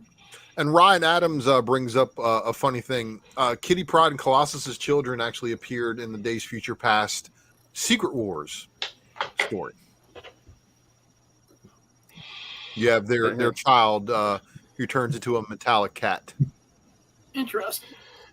Jay Nunes says he got a Panini variant in Mexico City. Spider-Man Gleason web cover of Hobgoblin. Glows in the dark, unlike that of Spawn Batman cover. Oh, there you go. I guess Panini's already doing comics. I forgot about that one. Yeah. See, I don't like comics from Mexico because when I open them, it smells like tortillas, man. I don't know what the fuck's going on with that. You mean it's not wrapped in foil like tamales? rolled up all tight. I'm like, what the fuck is going on here, man? It's like, am I getting a burrito or am I getting a comic here? So wait. Is everybody going spec heavy on this one? I think I'm going to invest all of my savings into the death of Miss Marvel. Nobody's out there. In fact, I think I've seen a few of the 150s out there for 99 cents. Fucking auction. Did they sell any copies of this shit, or is everybody just going to read the pirated one so they don't have to fucking buy it? Why wouldn't you just buy the? Why wouldn't you just buy the Death of Captain Marvel? Or the Death of the Mighty Thor. Yeah, here's what I will say. Yeah. The read was good, right? The way they laid out her funeral was absolutely great, and the way we laid out. Now you understand why it had to be Miss Marvel, because I haven't felt anything about any of these Marvel books like I did feel for this one in a fucking while. So it's a fucking good read, and it's definitely is messed up by the fact that we already know that she's getting her own series again. Like Marvel can't keep a secret. Yeah, just yeah. I mean, I Just forget what waited. they could have fucking waited, right? At least fucking wait till the second print, fucking whatever fucking comes out. Give it a. But maybe it was the actress is like, oh, can I tell everybody about my job? And Marvel's like, well, you really shouldn't because we're killing you. We're gonna bring you back. But what is this shit? Why are they killing characters every time they have a movie? They killed Doctor Strange before Multiverse of Madness. You guys remember that, right? So people can, after they see the movie, I want this comic, this character back, and blah blah. Well, this character is currently dead, and the best I can give you is his purple wife. So speaking of, there's your Amazing Spider-Man number 26, second print 150. That one also came out this week. Oh, it's such a spoiler. Oh my god, I can't believe you showed the spoiler variant. It's literally the same fucking cover, but without the cover to cover without the black cover over the cover. I know, I'm just dying over here. What you do? Well, I can't wait to see those double cover error variants of that. Oh my goodness! What you fucking do? And everybody who's a Disney fan is gonna love this one, but everybody who's a Captain Marvel fan sold out. Yep, sold out at the distributor level. So what's out there is what you get. Talking about the Amazing Spider-Man number 29, Personoto. This one is what's her name? Minnie as Captain Marvel. Yeah, somebody bought a case of that shit just to get the one. Guilty. I did. I did. I don't know if I'm going to send it. I do like the color one though, so I'm not sure if I'm going to send it in. I probably should send it in to get CGC because it is pretty. Oh, I just saw that Lucy was mad at me.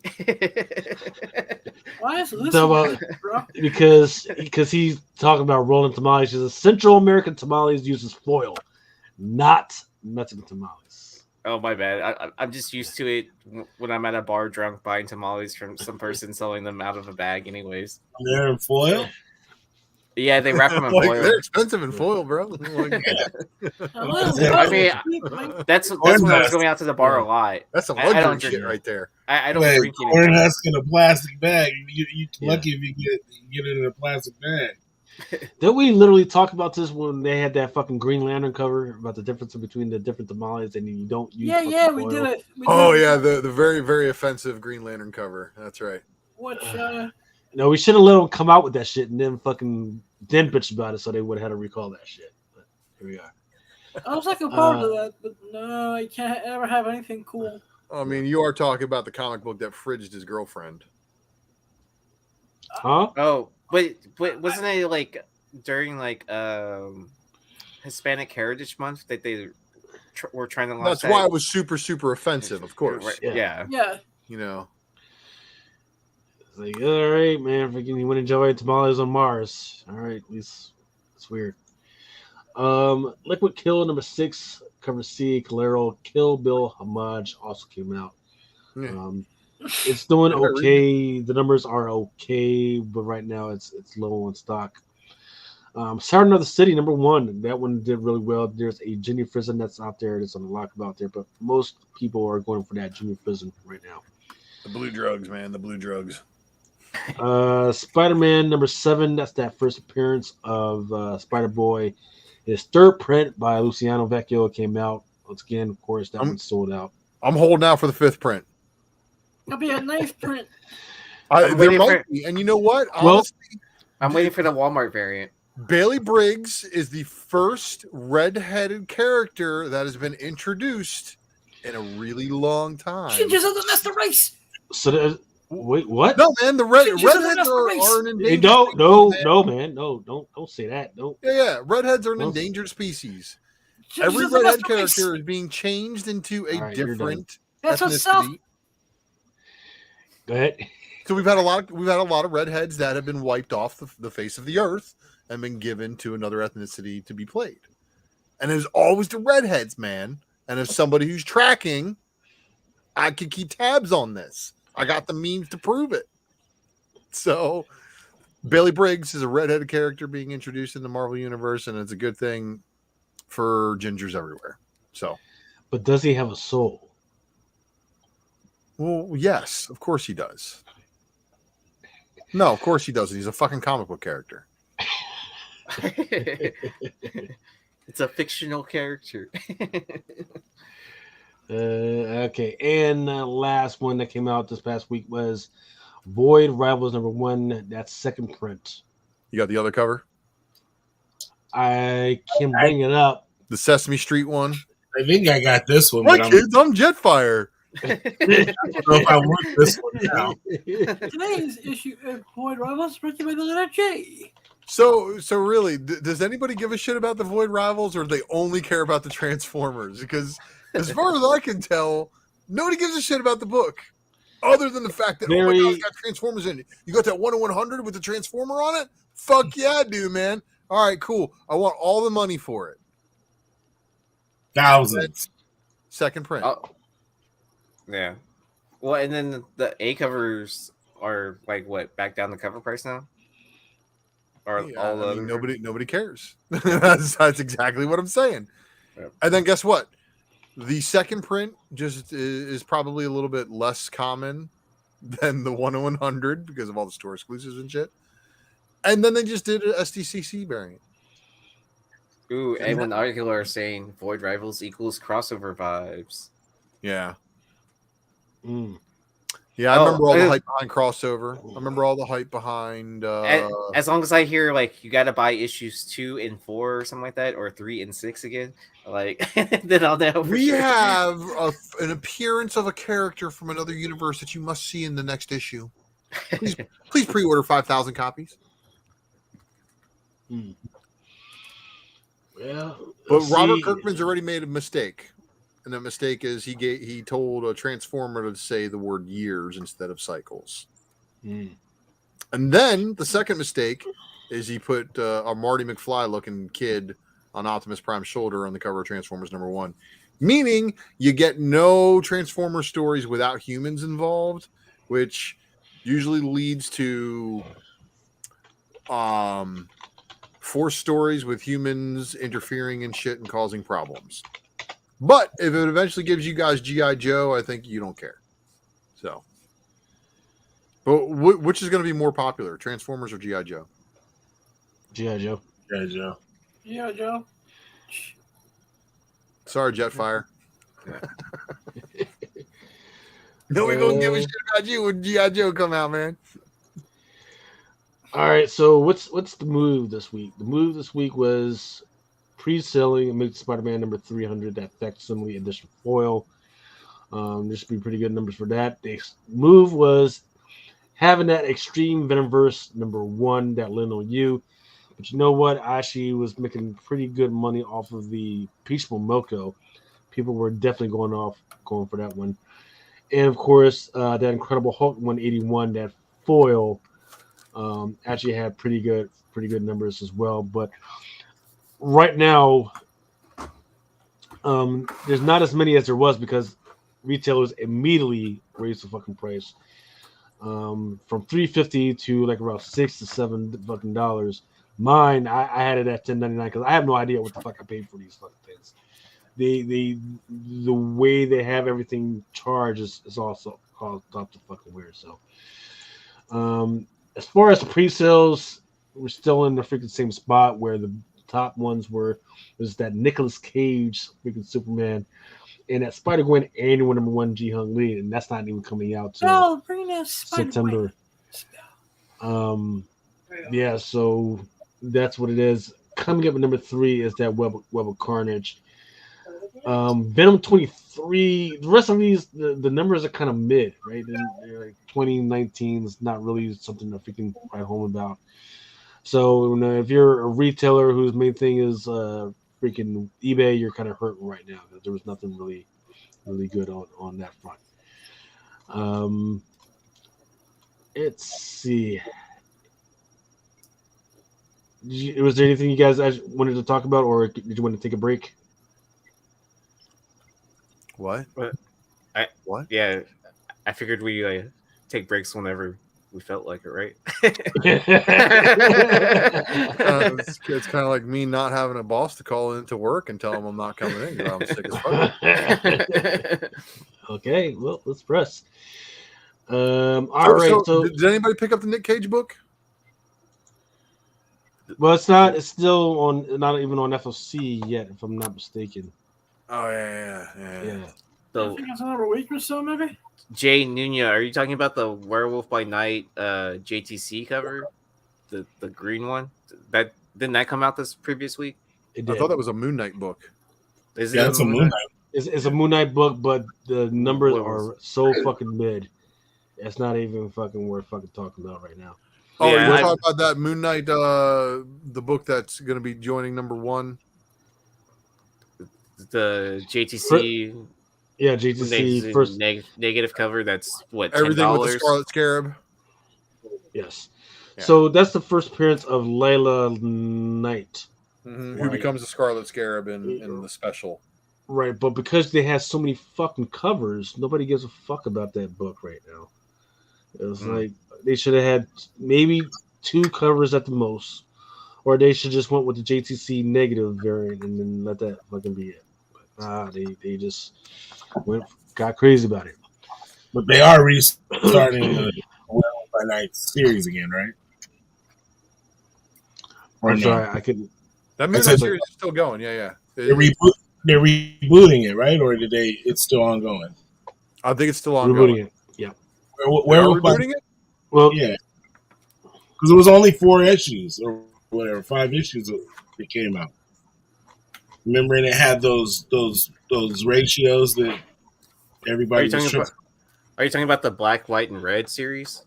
Yeah, that was a standalone shit. Moon Knight, the regular Moon Knight series that's going on right now. No. I'm talking about Werewolf by Night. Oh, Werewolf by Night. Yeah, that miniseries is over. Yeah, but they're going to reboot it. Yeah. I thought I heard. Right. Go ahead, Remo. I said I thought I heard they were rebooting the Werewolf by Night, like it was coming back, like an ongoing or something. Or maybe I heard that wrong. Yeah. All right. Here we go. Getting into this, some of the FOC stuff. I've got these broken down to different categories. Starting off with some of the stuff that's associated with TVs and movies or homages to those.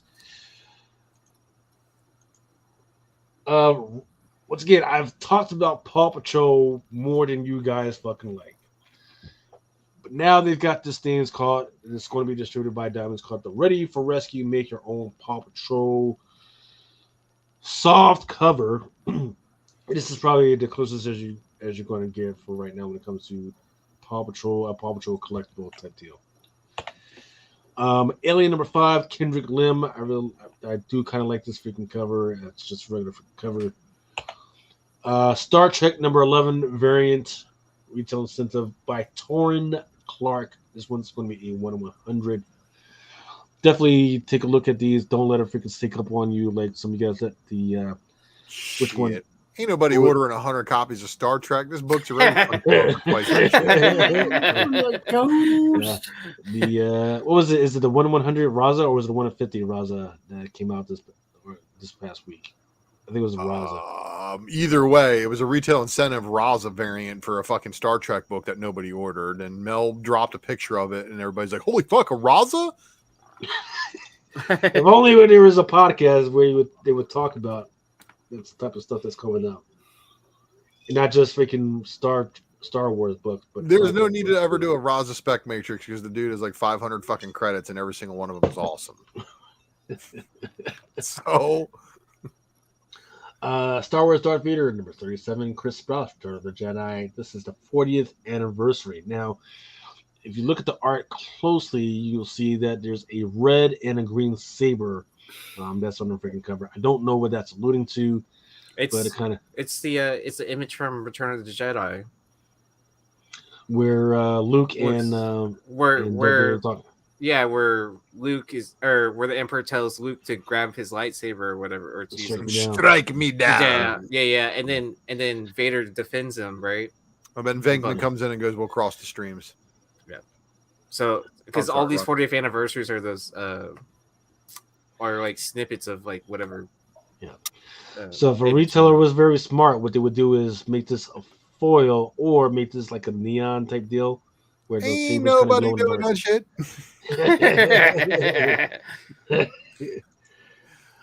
Wednesday, freaking Adam with the Addams Family is going to get a fucking reboot in the freaking comics. And that is the Wednesday with the 5 head that I remember from the animated series. Yes. Yeah, she's got a big old head. Oval dome. Teenage Mutant Ninja Turtles, Stranger Things. Because what's stranger than some Mutant Ninja Turtles hanging out with the kids from Stranger Things in the 80s? Yeah, what's that little monster? What's that monster called? The Demon Gorman? Yeah, Demogorgon. Wonderland, yes, sir. Wonderland annual out of time cover A just books by Zenescope. I'm starting to change my tune on this.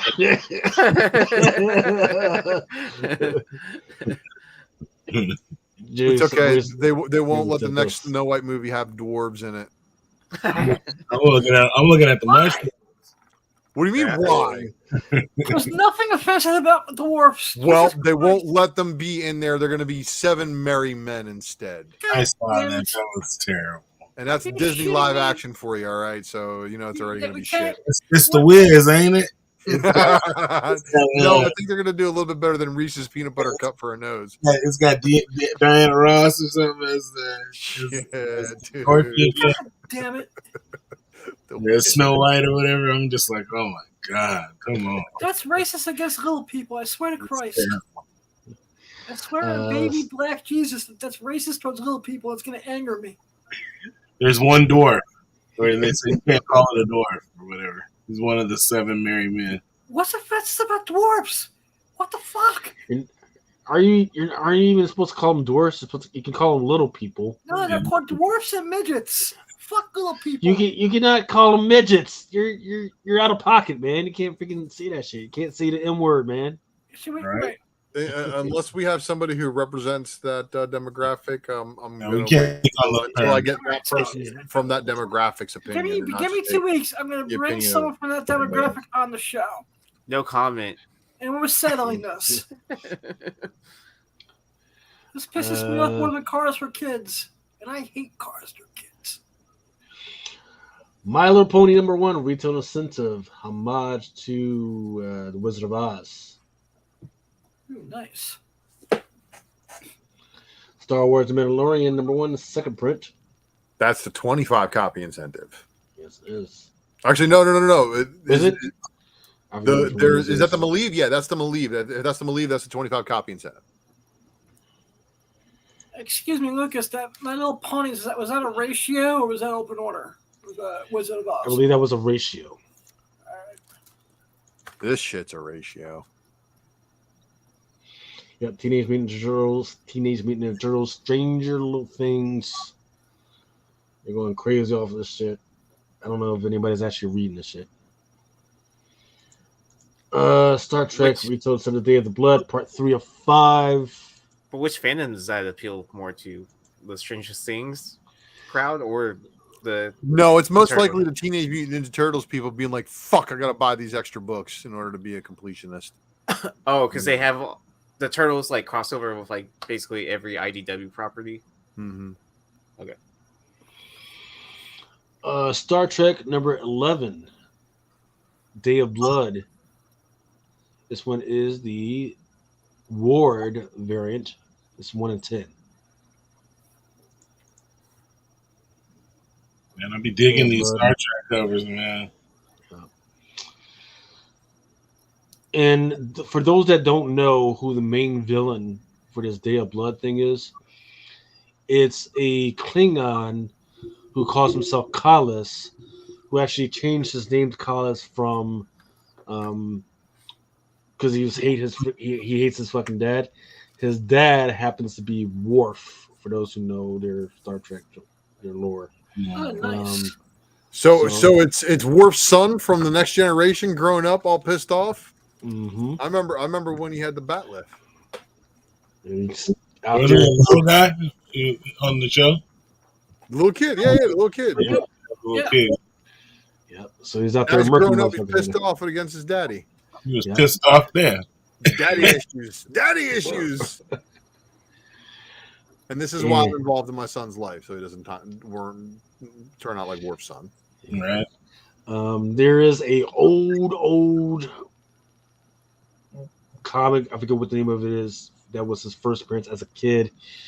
His first appearance as a grown man and as Carlos was in the Free Comic Book Day issue number 0 that's out there that came out this past year. I think I got a couple of those. Oh, look at this. It's a Men in Black swipe. Yeah. Exile number 6. Cover C Kent. Exiled swipes have been pretty good. That's all they are. Every cover is a swipe. A swipe with a swipe with a swipe. So John Royale. You know, I love the fact that I highlighted the Royale books like years ago, and everybody was like, "Nah," even his G.I. Joes, "Nah," and now all of a sudden everybody's like looking for him. This one right here is the Grimm Fairy Tale number 75 FOC Cinderella variant. Now there is a 1 in 75, and there's also a 1 in 100. Yeah, but the 1 in 75 got boobies. Testify. Or lingerie-ish. There's. Jesus Christ. You'll see all the. I'm gonna show you them all tomorrow. I got them all laid out. Okay. Let me make sure. There we go. Yeah, 1 in 100 is it's 1 in 100. That's X-rated. Mm-hmm. Nice. Oh wait, hold up. So there's 2, right? So the 1 in 100 is, I guess she's probably going to be naked. Yep, she's going to be butt ass. Yep, and then the 1 in 75 that Ultra was talking about, it's going to be tits out. Damn. Awesome sauce. So if you guys want any of those for, how we do the pullbacks for half price, let me know. Got to let me know by Saturday afternoon. So I can, because I'm trying to get that boss covers for Adam. It's so fucking. I'm trying to get those 1 in 100s. He's fucking a dick. Grimm Fairy Tales number 75, 1 in 50. It's going to be the same deal, done by John Royale. Then there's a Sherlock Holmes number 1, also by Zenoscope, cover C, Abundanza. Okay. All right, so here's some of the horror stuff. Night Terror's Green Lantern number 2, cover A by Lucille Perillo. Taking a break from dying any DC books. House of Slaughter number 16 with a 7.5. Actually, that is not a piece from Marco. I think I was gonna say that's a drastically changed art style. When did he get good? I feel like I've seen that somewhere. Is that Matina? Not from her. Is Night Terrors number 3, cover B, Francesca Matina. I apologize.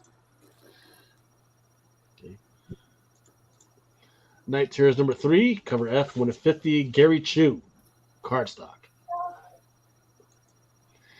Did you get any of those error variants for Night Terrors 1?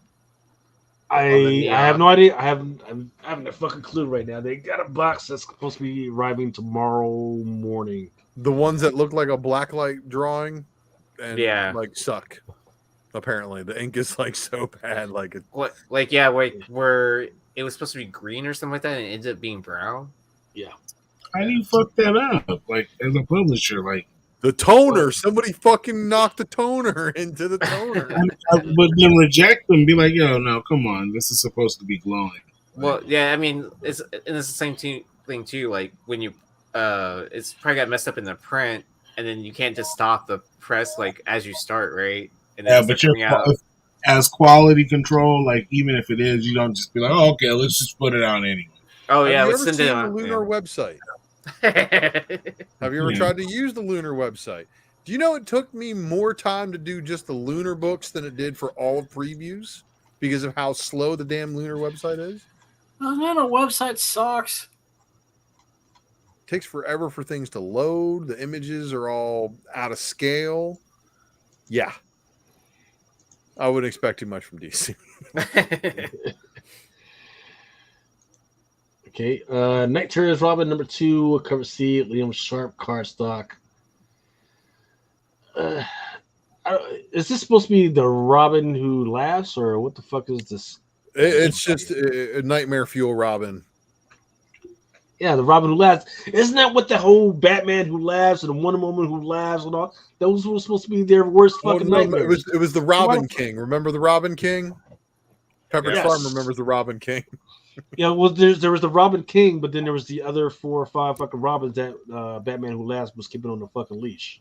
That's what I'm saying. It was the Robin King, and then he had his little pets. Yep. Oh man. This one is the winning 25 by Sam Wolf. And this one is a Kindra Kunka Lim Kunta Kunka Limbs cardstock.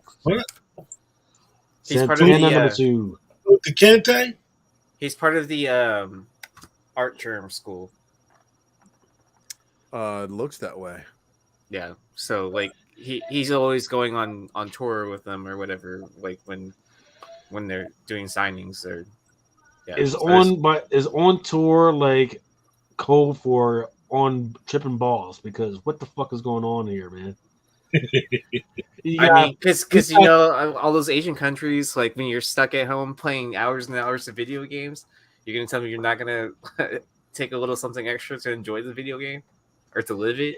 Look, the minute something has me drawing shit where tentacles are coming out of some motherfucking eyeballs. What's wrong with that? No, sir. That is nothing wrong with that. Every now and then, testicles come at your eyeballs, and you go ping, ping, ping. We're gonna have to have you banned from those AVN, man, because they are a bad influence on you, Adam. No, they're not. No, they're not. Yeah. They help me stay good and honest, sirs. All right, so Vampirilla Rage Dracula issue number 1. I've been talking about what's been going on with Vampirilla for a while. She was pregnant. She's had the baby. This is going to be the first cover appearance of the baby. Oh boy. Okay. Dracula got that super sperm. First shot. And here's some of the trivia covers that's on FLC this week. Pink Elephant, number 1 by Sumerian. Okay. It's a pretty cool skull cover. It looks like it's almost like what? I don't know what's going on. It's like it's like those like weird psychedelic videos, right? Where you're watching like a cartoon and then all of a sudden the head splits open and then you see the skull. Yes. Yeah. I'm using that purple toothpaste myself. Night Terror's Flash number 2, 125 by Carl Holtz and Mike Spicer. Batman White Knight presents Generation Joker number 4. There's a 125 by Walter Simonson. I think it's funny how they're making fun of the Marvel blind window shows variants, right? No, motherfuckers keep buying that shit. Not me. It's like that fucking for sale on Wednesday shit. Oh, I forgot about this. You think those are like not final art, books or whatever? But no. What the hell is this? Yeah. Night Terror's Flash number 2, cover A by Weather Deladera. Green Lantern number 2, cover C, Rafael Sarmiento. See, kids, that's why you gotta freaking keep your hands to yourself, man. Or else you're cooties. Your whole body. Yeah. Fucking cooties. Oh, I thought it was a DMT trip, like where you're starting to see no, your DMT like would be multiple colors, not just yellow. Yeah. Or I thought it was that different phases, right? Or your different chakra color, I should say, right? DMT, it just makes everything yeah hilarious. Interesting. Also with Green Lantern number 2, cover D, 1/25, Coley Hamner cardstock.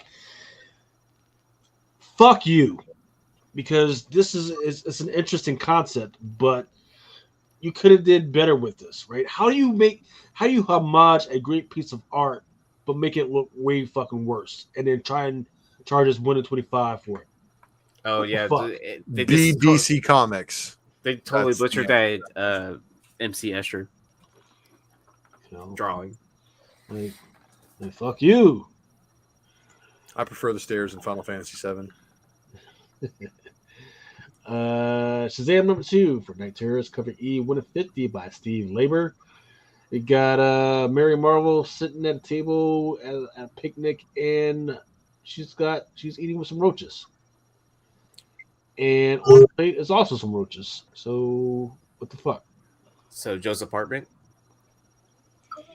or that weird Japanese or Chinese movie. I forget what it's an Asian film about roaches on Mars that are like superhuman, and like they try to make contact, and one of the roaches snaps this girl's neck. Like they're super speed and like they're really, really fast, and they've evolved like millions of years in like a short amount of time. It's a really weird movie. But again, I go to a different internet than a lot of people. So we got a problem here with Night Terrors Santana number 2, the 1/50 by Chuma Hill. It draws you in because she's got her ass out like that, but then you realize that she's got all types of tentacles and thoraxes. I don't know what, and eyes and shit. I don't know what spider arms and yeah. Was there a corporate meeting at DC when there's like, what's going to sell more books? Tentacles. Yes, they said, hey, let's do. Hey, you know what's selling right now? Anime. Well, what does anime have? Well, a lot of weird relationships and tentacles. So fuck it, ring it up. Yeah, well, employees at DC get in trouble at HR for thinking hentai was Garfield's last name. Yes. Garfield hentai. Interesting. I'm not on the Exile tent, but I kind of like this one. The Exile number 6, cover D, Acevedo. This one's a virgin. And then this kind of looks like a Maria Wolf, but it's not. Dwellings number 1, cover D by Brian Lovell. That looks like a tattoo. Yeah. Are they sacrificing a baby? And then lastly for the Trippy ones, Untold Tales number 1, I Hate Fairland number 2. For some of the cosplay covers, I think there was only like 2 really interesting ones. Barbarella Center Cannot Hold number 5. I still have to watch the original. And Vampirella Dracula Rage number 1. I do like it's kind of like a poster homage tint to it. But what's interesting is that there's like that little image. This whole little fucking image is better than the whole fucking cover, or any of the covers that came out for Vampirella Rage this week. So, or that's coming out on FLC this week. All right, now for baddies, Barbies, and bitches. Okay, go on. Titties. Yes, sir. Yes. Yeah, there's that. That's that 1/75 for that John Royal cover. Wildcats number 10, 1/25, Paola Panatella. Oz Kingdom of Lost number 2, cover A by Igor Vitorino. Barbarella Center Cannot Hold number 5. I kind of really like what they actually did with this one. Yeah, Selena makes fire. Oz Kingdom of Lost number 2, cover C by Cedric Poulat. Vampirella Dracula Rage number 1 by Selena. Again, out there drawing her ass off right now. Then Grimm Fairy Tales number 75 by Ivan Tao. Got that 90s broke back. Let's show the butt and boobs at the same time. And then Fall of X number 14. All hail the Merca. Sir. Quick slices of life. Lonesome Hunters and the Wolf Child number 12. Or excuse me, number 2 by Tyler Cook. Multiversity, Harley Screws Up, the DCU number 6, 1 in 25, Panosian. And I was looking at this one today, and I was like, if the number 5 is doing really well, number 6 is going to be even less ordered. So, yeah. So this is her opening her mouth like that. That's definitely a homage to anime because it's especially with the tongue sticking out for no fucking reason, just eat cereal. They know what they were doing with that. Yeah. World's Finest Teen, Titans number 2, cover F, 150, Megan Hung. Group of the teens just going for a joyride, I guess. And then Barbarella Center Cannot Hold number 5, cover A, Chew. Looks like she's going to pilot a ship or something like that. So Barbarella must spend most of her time shining up her latex outfit. Got to. Nice. Because ain't no way. All right. Quick negative spaces. Madness number 1, cover E, 1 in 20 by Akao Mohawk. Then Superman 2023 annual number 1 by Jock. That one's probably going to be a little bit slept on. It looks good. Definitely looks good. Jock just is one of those artists that people don't know about. They don't pre-order, and then they come into the store looking for it later on. Like, oh, Jock had a new book that came out 2 weeks ago, and then you're like, oh well, I didn't fucking order any. And group number 4, this is an issue that I'm keeping my eye on. I got the previews in my box. I just haven't fucking read it yet.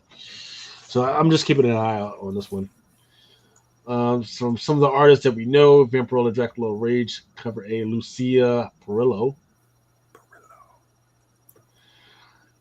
Group number actually, that is not group number 4. This is Invisible Iron Man. I forget who the artist Annual. It's the annual, and that's apparently something happens between good old Emma Frost and Iron Man already, and Storm wants to kick his ass. Did they get married yet? No, I think that happens soon now. But that's happening soon.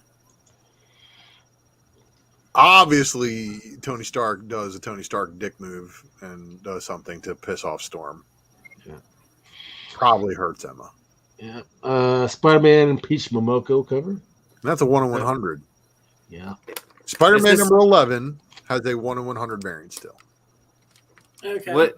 And this, I saw it said that this was a homage cover. What is this homaging to?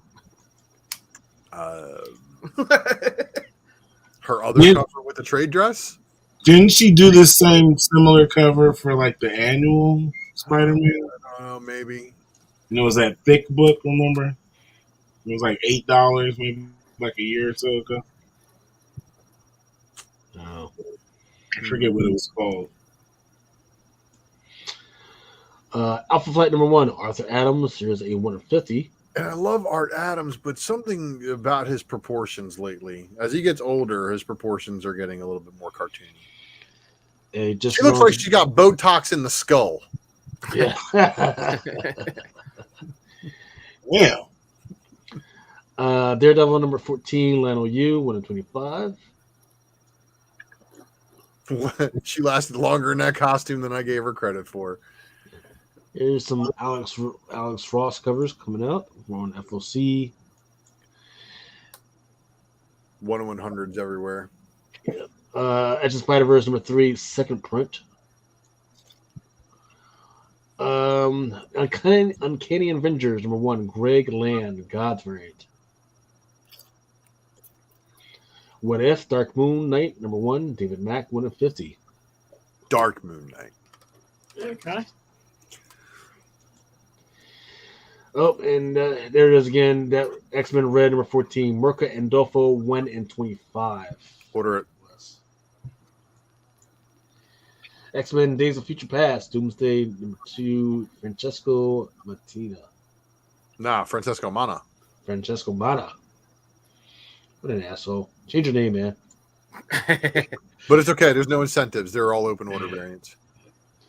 Night Terror Shazam number 2, Ben Oliver. Yes. Gargoyles Dark Ages number 2, Andolfo.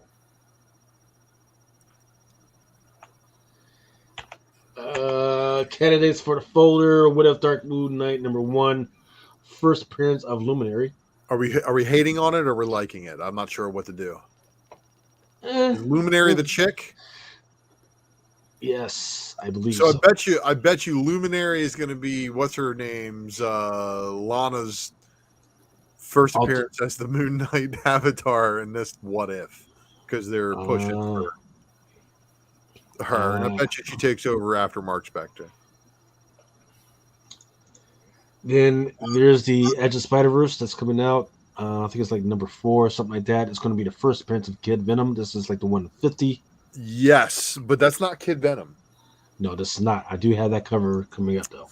And that previous cover that you showed right there sparked a lot of interest into Venom 2099. Everybody Which one? that? Oh, which one? That's This one why or it's this been one? blowing up lately. That's why it's been blowing up, is because everybody's speculating that the Venom 2099 female Venom is the same Venom on that cover on the Edge of the Venomverse there. All right. Okay, this one. Okay. Uh-huh. That's why I got $40 for my last copy of them, not $20.99. All right. Probably, yeah. Was that for the incentive? Yep. Oh, man. Sold that shit cheap.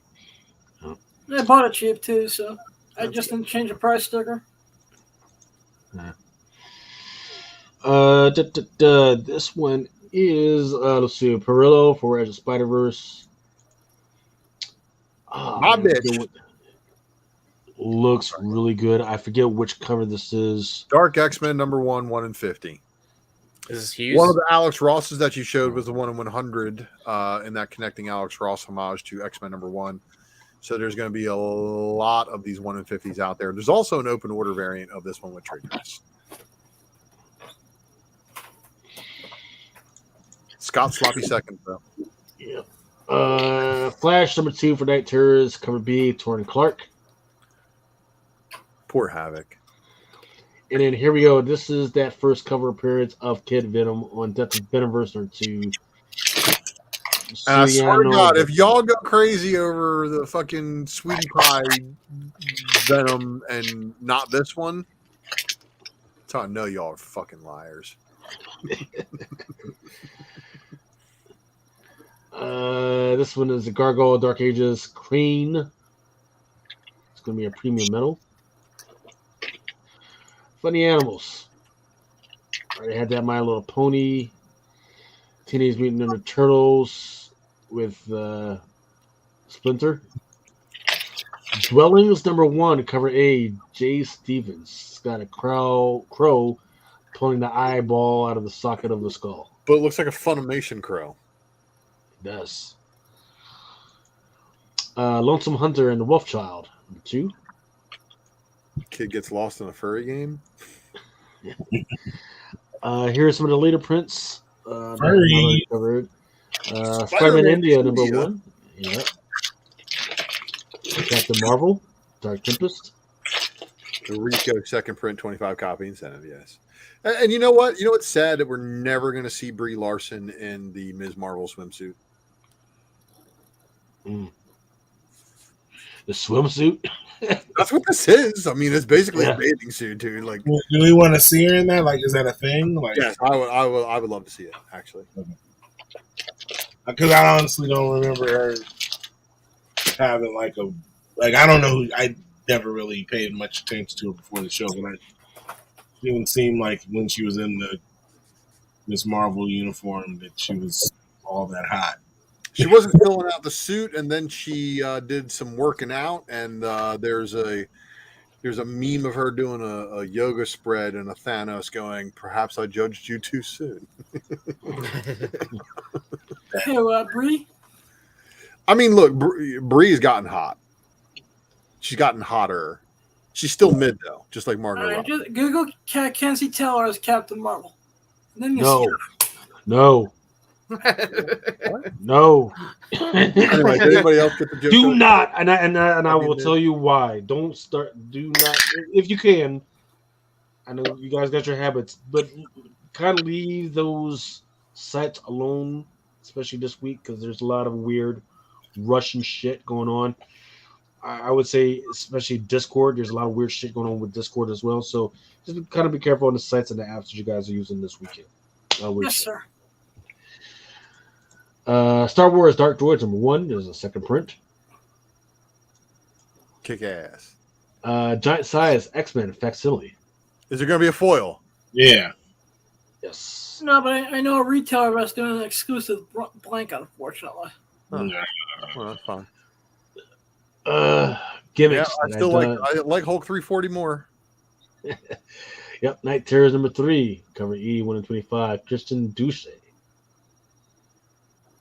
You said it was Hulk 340? 340. 340. Yeah. Night Terrors Rubber #2. Cover A Avon Rice. Fucking crowbar. Look at that thing. Don't mess with a crowbar, man. Well, that's what gives Jason Todd a lot of nightmares, okay? I don't know, man. If it was maybe with if it wasn't foil or some weird other thing, I don't know. I might like it. Or just maybe done by Francesca Mattina. I think I would actually like it. It's not. That was Mattina-esque. Yeah. Night Terrors the 10 #2. Cover D 1/25 by Dan Moore. World's Finest Teens #2. Teen Titans #2, cover E 1/25 by Riley Erasmo. Riley doing all the covers over at DC, apparently. Gold foil comic Hunger and Dust #2, 1/50. Another Zion variant for Death of Venomverse #2. And let's see. That's all I had for the stuff that was on FOC this week. I don't know if I pulled. Man, it's 3:30 in the morning. Did you guys want to freaking call it, or did you want to see what the stuff that's actually coming out this week? You guys awake? Yeah, I'm good. Yeah, I'm still pricing books. So I just got an Ultra box to give away tomorrow. Enjoy. Yeah, see, perfect. Keep going. Keep it moving. All I'll try to come up with funny shit to say. Let's load this up a little. Make sure people can actually see this. Where is it at? By the way, what time are you Scheduled for 1. Yeah, you're starting at 1, and you said after or before you're doing the secret variant. Secret variant's gonna be after. Okay. Because before I got sick last week, I promised my next broadcast was going to be the Ultra box, so I'm trying to live into my word. Gotcha. Look at that, Death by Snoo Snoo. Yes, sir. 2023 Street Fighter Swimsuit Special, cover A by Rake. Looks really good. I also like this cover D, 1/5. I don't know what the fuck is going on with the raccoon. And this is coming up this Wednesday? The raccoon is getting it how he live right now. I would trade the raccoon right about now. Yep. The raccoon is the one partying right now. That's one pimped out raccoon, man. With his hat, you know what I'm saying? With his sun hat, making sure he don't get too tanned, I don't fuck with that raccoon. Yeah, raccoon is on one. He's the only one that actually knows what's going down. Let's see. Trying to see what else is coming out. Okay. So, Big Game #1. This one was actually supposed to come out like a couple weeks ago. It has been delayed. I'm thinking that it's supposed to come out this week. If like on the cover, it looks like it, right? Could be, or a young Winona Ryder. And then there's supposed to be this negative variant for Black Panther #2 by Mike Mayhew. You said a nigga,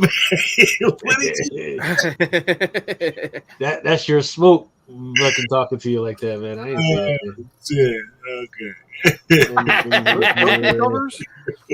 What's that? Are there Tosin covers? Is it Tosin's turn to be Black Panther yet? No, it's not. Nah, they rather have Black Panther playing Batman in the streets. Who's on that Mateus Manhanini cover there? That is not Tosin. Is it? Well, they made him cut his hair like Jordan Poole.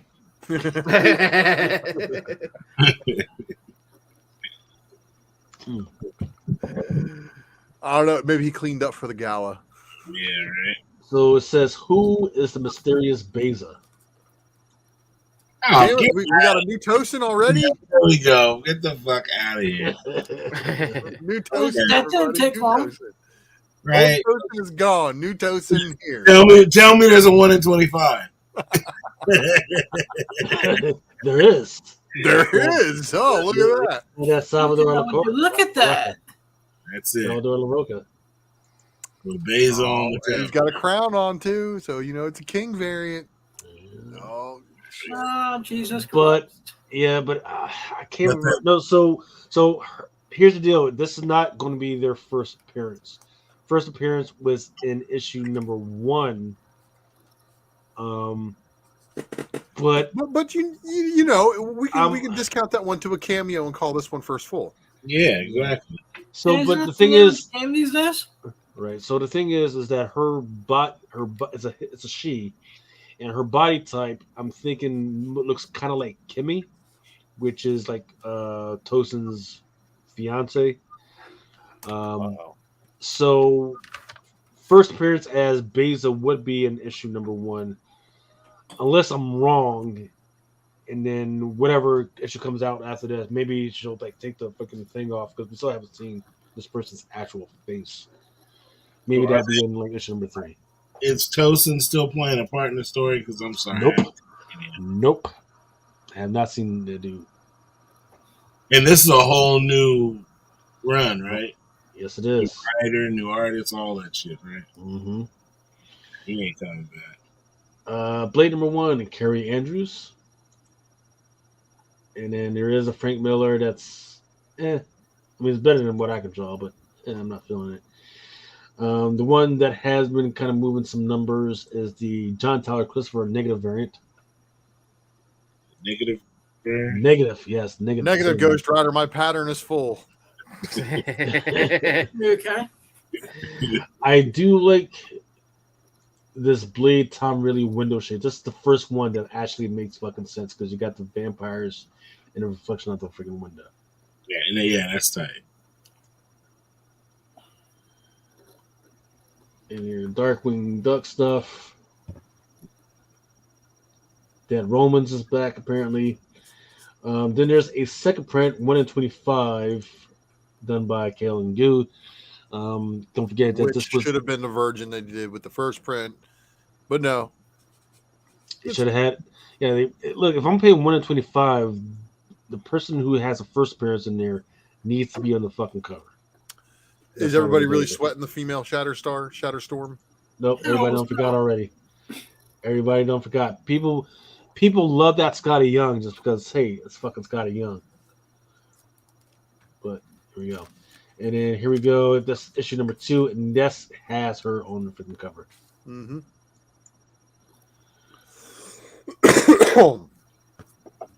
It's the Don't Avert Your Eyes. This is a Blind Adam special. Testify. Speaking of fucking. Well, no, there's no fucking in this one. It's a weird girl in latex, chained to the floor with also a leash, and she's doing magic. And so we got front meat bondage.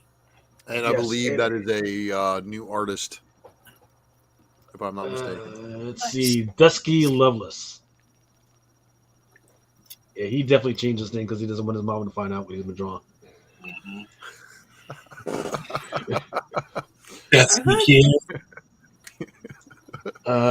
Same guy looking up Garfield hentai. Garfield hentai. Alexa, find somebody's shit's going to go on right now. Alexa, find Garfield hentai. Yeah, go over hentai. God damn it, Lucas! What the fuck? Safe search off. I should let in you. This is your Nick Bradshaw.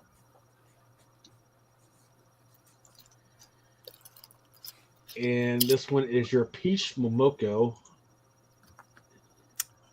Deadpool 10 selling for anything? Is that Deadpool 10?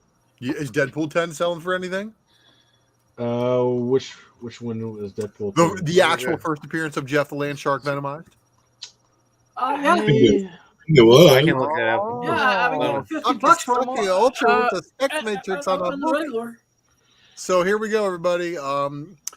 The King in Black tie-in Deadpool number 10 shows Jeff the Land Shark getting venomized in the pages. Yep. Last three sold $35, $24 plus $8 shipping, 30 shipped, $35 for Deadpool 10. It's fetching that much money. Yes, fantastic. Yeah. So there it is, everybody. The first appearance of the venomized Jeff the Land Shark appears in that book. That's the book you're going to your store and looking for. And basically, it's got Deadpool sitting on a throne with Null creeping up behind him. Yep. And that's the last issue in that series too, isn't it? Correct. It is. That's the last issue in that series before the reboot.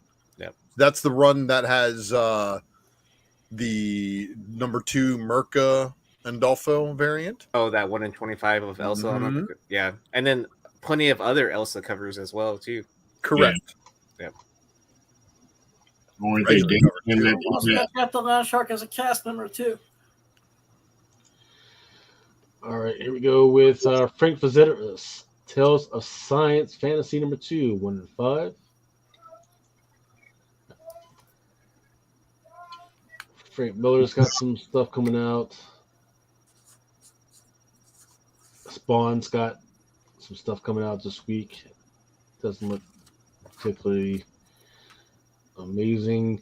I do like this one of King Spawn number 24, cover B by Tomaselli. Now sponsored by BMW. I wonder why that's not a thing. You know, some of these companies should probably sponsor some of these comic books. Well, I mean, they do, right? They have advertisements in there, right? Well, yeah, they have like advertisements in the front and back cover page or.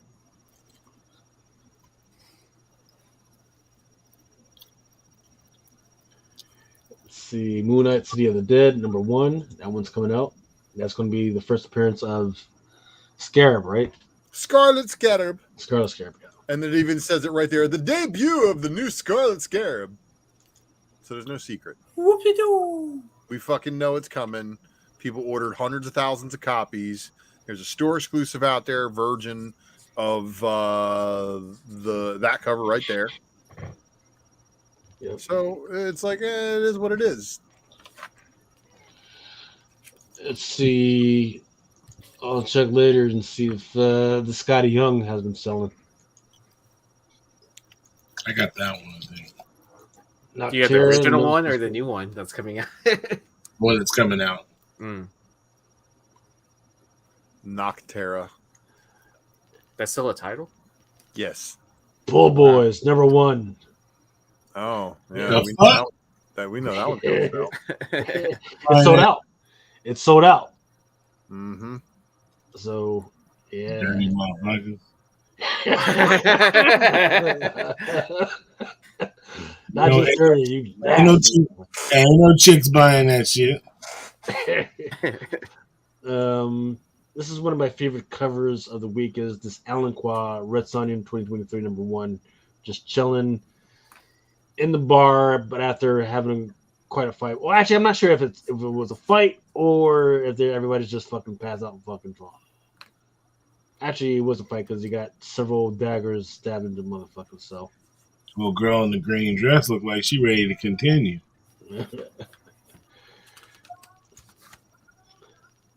She's like, "Are you done taking your selfie?" And then here's your Jenny Frison for Red Sonja. Nice. A bunch of incentives for that too. I'm assuming. Oh yeah, like for instance, there's a 1 in 10 by Lucia Perillo. The Dynamite book, dude. Yeah, It's gonna be like cover X to Z. 80 covers. I don't quite know why you have Red Sonja and the Demon having titties. I don't know what the fuck is going on with there. Hey, man. It's a dad bod. All them people like their demons with titties lately. Okay? Demon titties. Jesus. Specking on titties. Well, that's what strip clubs are for. One pair, I guess you got to see the rest of them. And when it's speck on titties, that's what strip clubs are for. All right, here's your 1 in 100 Shannon Mayer. Speculation. Shannon Mayer, 1 in 100. What is girl dinner? Do you guys know what that is? What? My daughter keeps saying girl dinner. Asking me what girl dinner is. I'm like, what is girl dinner?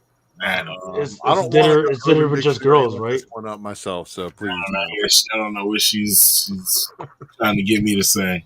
Please spare me something. Right?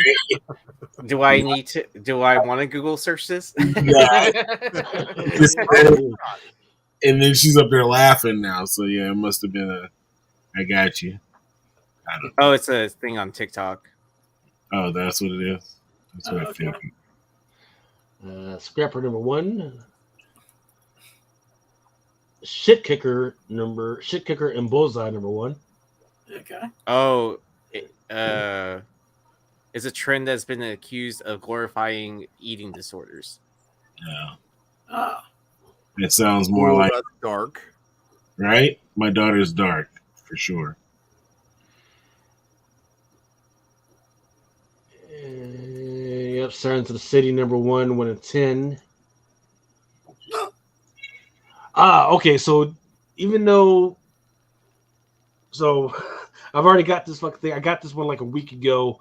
So, and I've already sent it out to some of my customers, and that's because what happened with Diamond is there's that impending UPS freaking strike. So what they've been trying to do is make sure that there aren't any really weird freaking stoppages. So they've actually been sending some of the stuff to the retailers early. They kind of get around that. This is my meal. I call this girl dinner.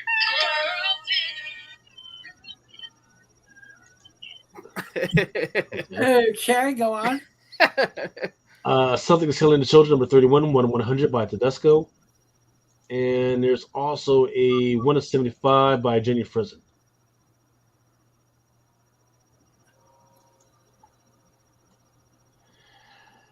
But Spider-Gwen and Shadow Clones, number 5, to include a 1 in 100 by Greg Land. And it's another Greg Land, the same Greg Land, the last Greg Land, the next Greg Land. Pick it up in a couple weeks for $20. One pose? Yes. Oh, they all look like Pamela Anderson. And Pamela Anderson was like 1990. It's all 1990s and shit. Yeah. Like she went out in 97. That's when she peaked.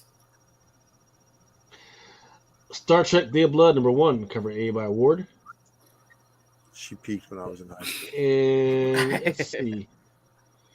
So that's why a lot of people may not be tracking that Raza, because it's actually not supposed to come out till next week, but some of the stores put it up on their sites this other past week. And there's that Raza right there. It's actually a 1 in 25. So Mel no. Mel knew it didn't come out until next week. He just told people about it ahead of time and watched all the stores get fucking cleared out.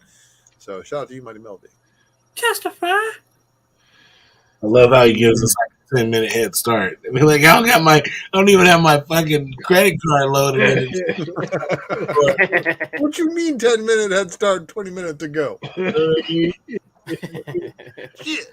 Be like, I'm giving you 10 minutes, and now you go and look on his page. He posted it 3 hours ago. Miss you, Mel. Hope you're doing good, man. Well, yeah, I thought he was coming home. He made that big thing. I'm coming home. I'm coming home. I think it's a work in progress. I know what that's like. I'm a work in progress. Right. And I think that's about it. Some Void Rivals #2. This is supposed to be the first appearance of the Skeksis. Yeah. So you know who that guy is? He's I the don't know, pig but he's got dude a from the cartoon. Yes. Okay. Yes. Yeah. Never what? I've never seen the. I don't remember that episode where they were in there, but. Okay. So they were. He actually made appearances in multiple episodes. But here's the thing. You know what's going to piss off a lot of the Transformers fans, but What's make that? the G.I. Joe fans happy. It seems like they're taking a lot of the cartoon. Yeah, but like you're saying, the Void Rivals are some of the characters that were like extra characters on the Transformer cartoon. In issue number 2, there's somebody from the Transformers cartoon that has not previously appeared in a Transformers comic, as far as I can tell. But like one of the characters that end up helping along the way, like one of those. It was somebody who was a pain in the ass for the Transformers, because in the Transformers cartoons there was a couple of organic aliens that were like assholes. Yeah, but they weren't Transformers. Correct, non-Transformers. Right, I remember. This is a guy who looks like a space pig. Yeah, I remember that. Okay. So is that what think about this though. Think about this. If these guys have not been used in a Transformers comic ever, in the Marvel run, in the Dreamwave run, in the IDW run, what does that got to tell you about the characters? But here's again the reason why I think there's a lot of Transformers fans like me are still going to love our IDW Generation 1, that is the 2005 to 2018 run. That run encompasses all the different incarnations of Transformers, including Beast Wars and Universe and all the different cartoons that happened up until that point. This is basically showing that Kirkman is pulling from the old cartoon series more for the Transformers universe that he's building. And as a result of that, that means that the G.I. Joe universe is probably going to get pulled more from in his world building than, let's say, the Larry Hama universe that's already existing over there from the Marvel onto the IDW run. So differentiates, yes. Is it going to be good? Yet to be determined. I'm still a very, very tough critic, but there's already 2 strikes against Kirkman already. I'm just like, man, just shaking my head, like let him watching him destroy your baby. Like, this is what George Lucas feels like every time he watches a new Star Wars project at Disney. Have you seen that interview with him and Kathleen Kennedy or whatever? No. Oh my God. Is that interview with the 2 of them? Yeah, they have an interview with the 2 of them together, and then like he's sitting there having to explain like the basics of like what the overall theme is of everything.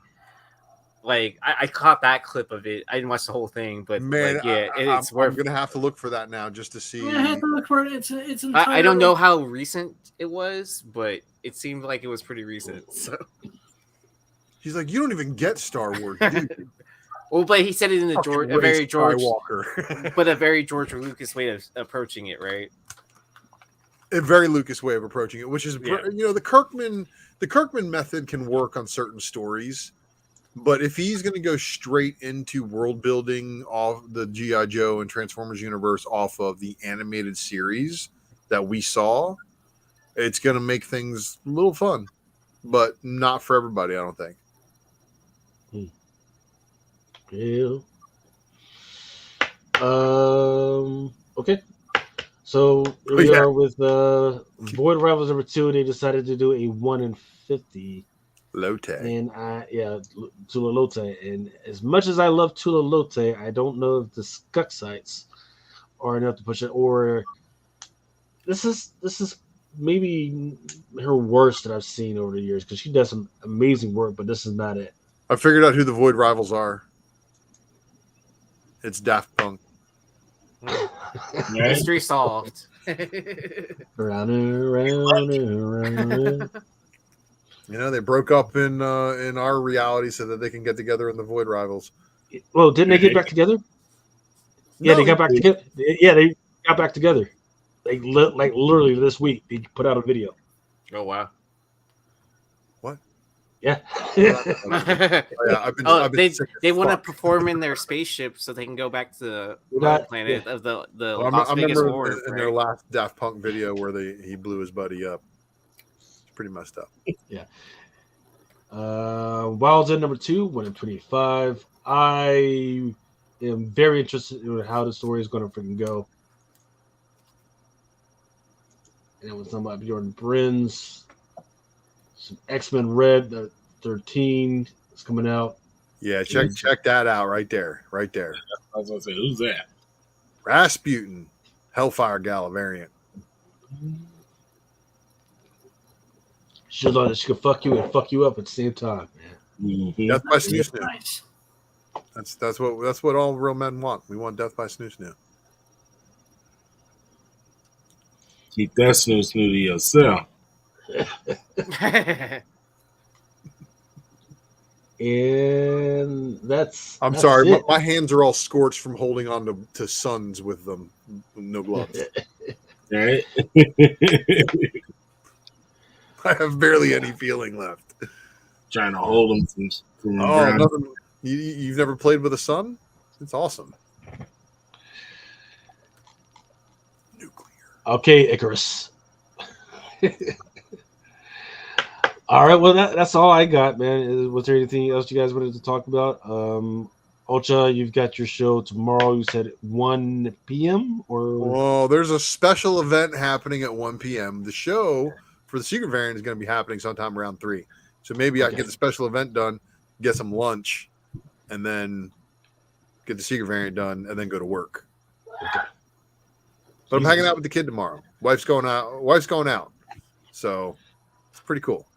Nice. I get to do some things, and the kid gets to play some video games. Yeah.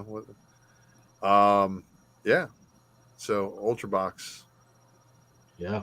1 p.m. Eastern. 1 p.m. That's why I'm waiting into doing it on a Saturday so that I could try to get more people to watch.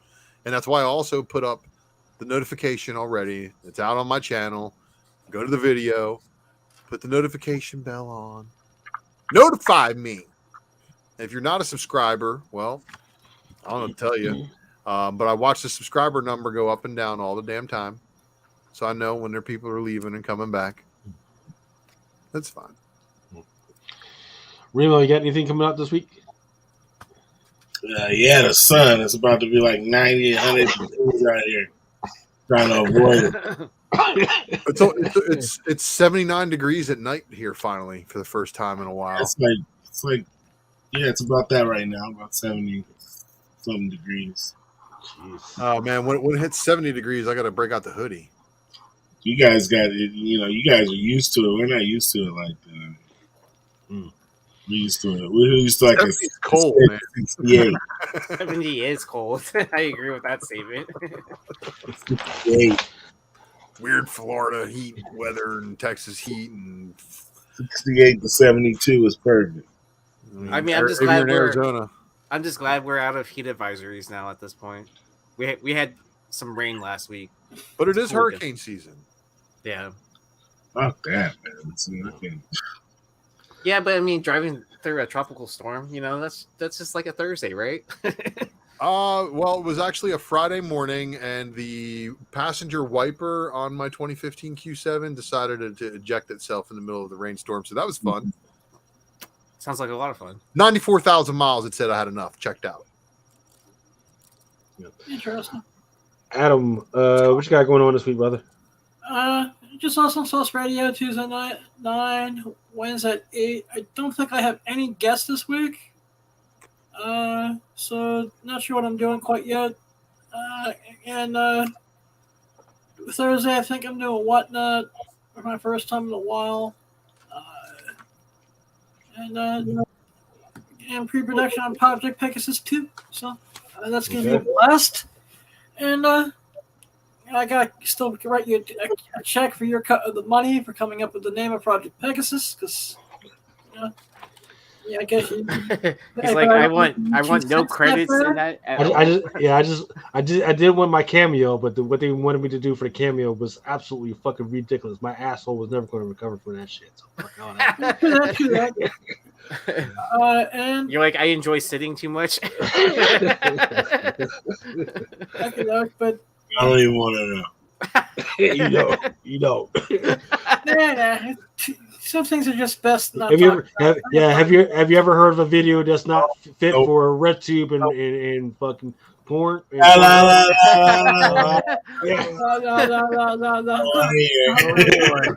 You know there's a problem with Pornhub. Nah.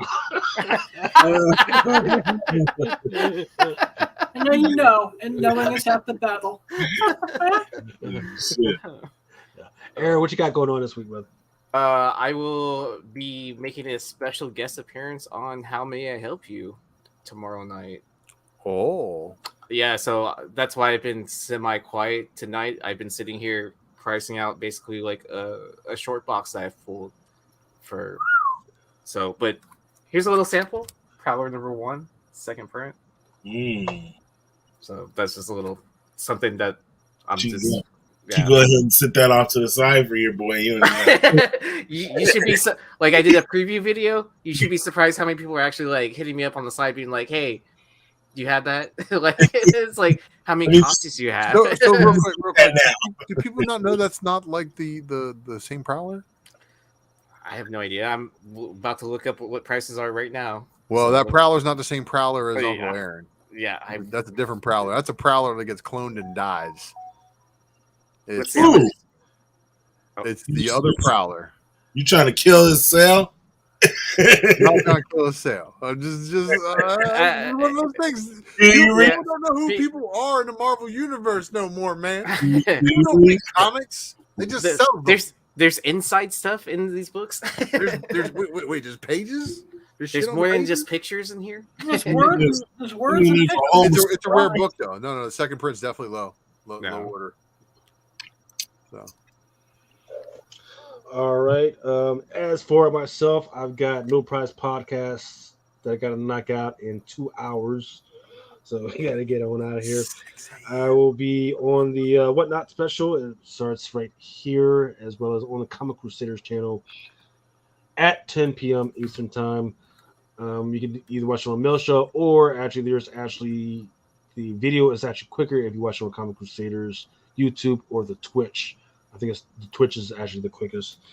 As far as projects that I'm working on the initial order cutoff. So while everybody's trying to take the FOC, well, fuck that. I'm doing the initial order freaking show again.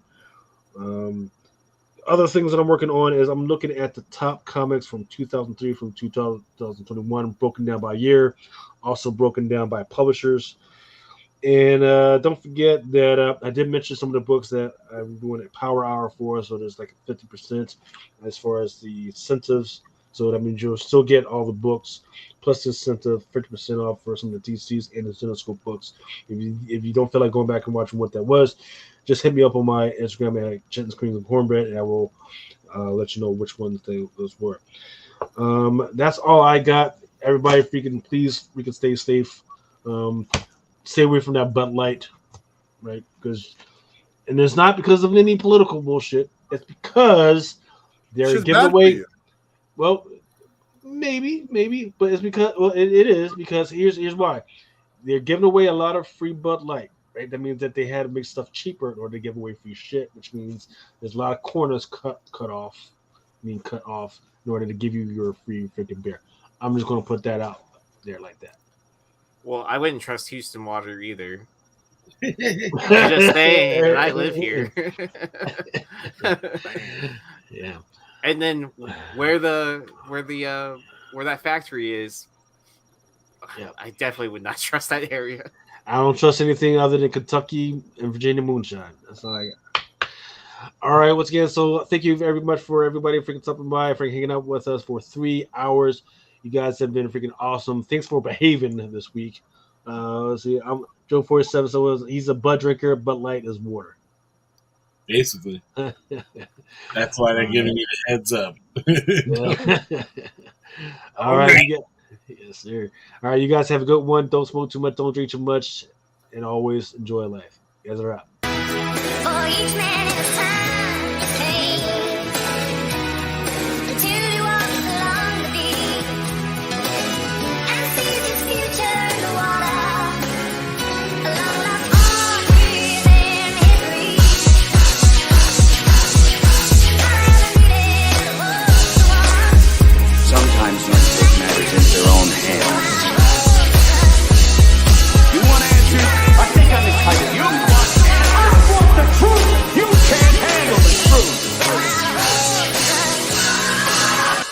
guys know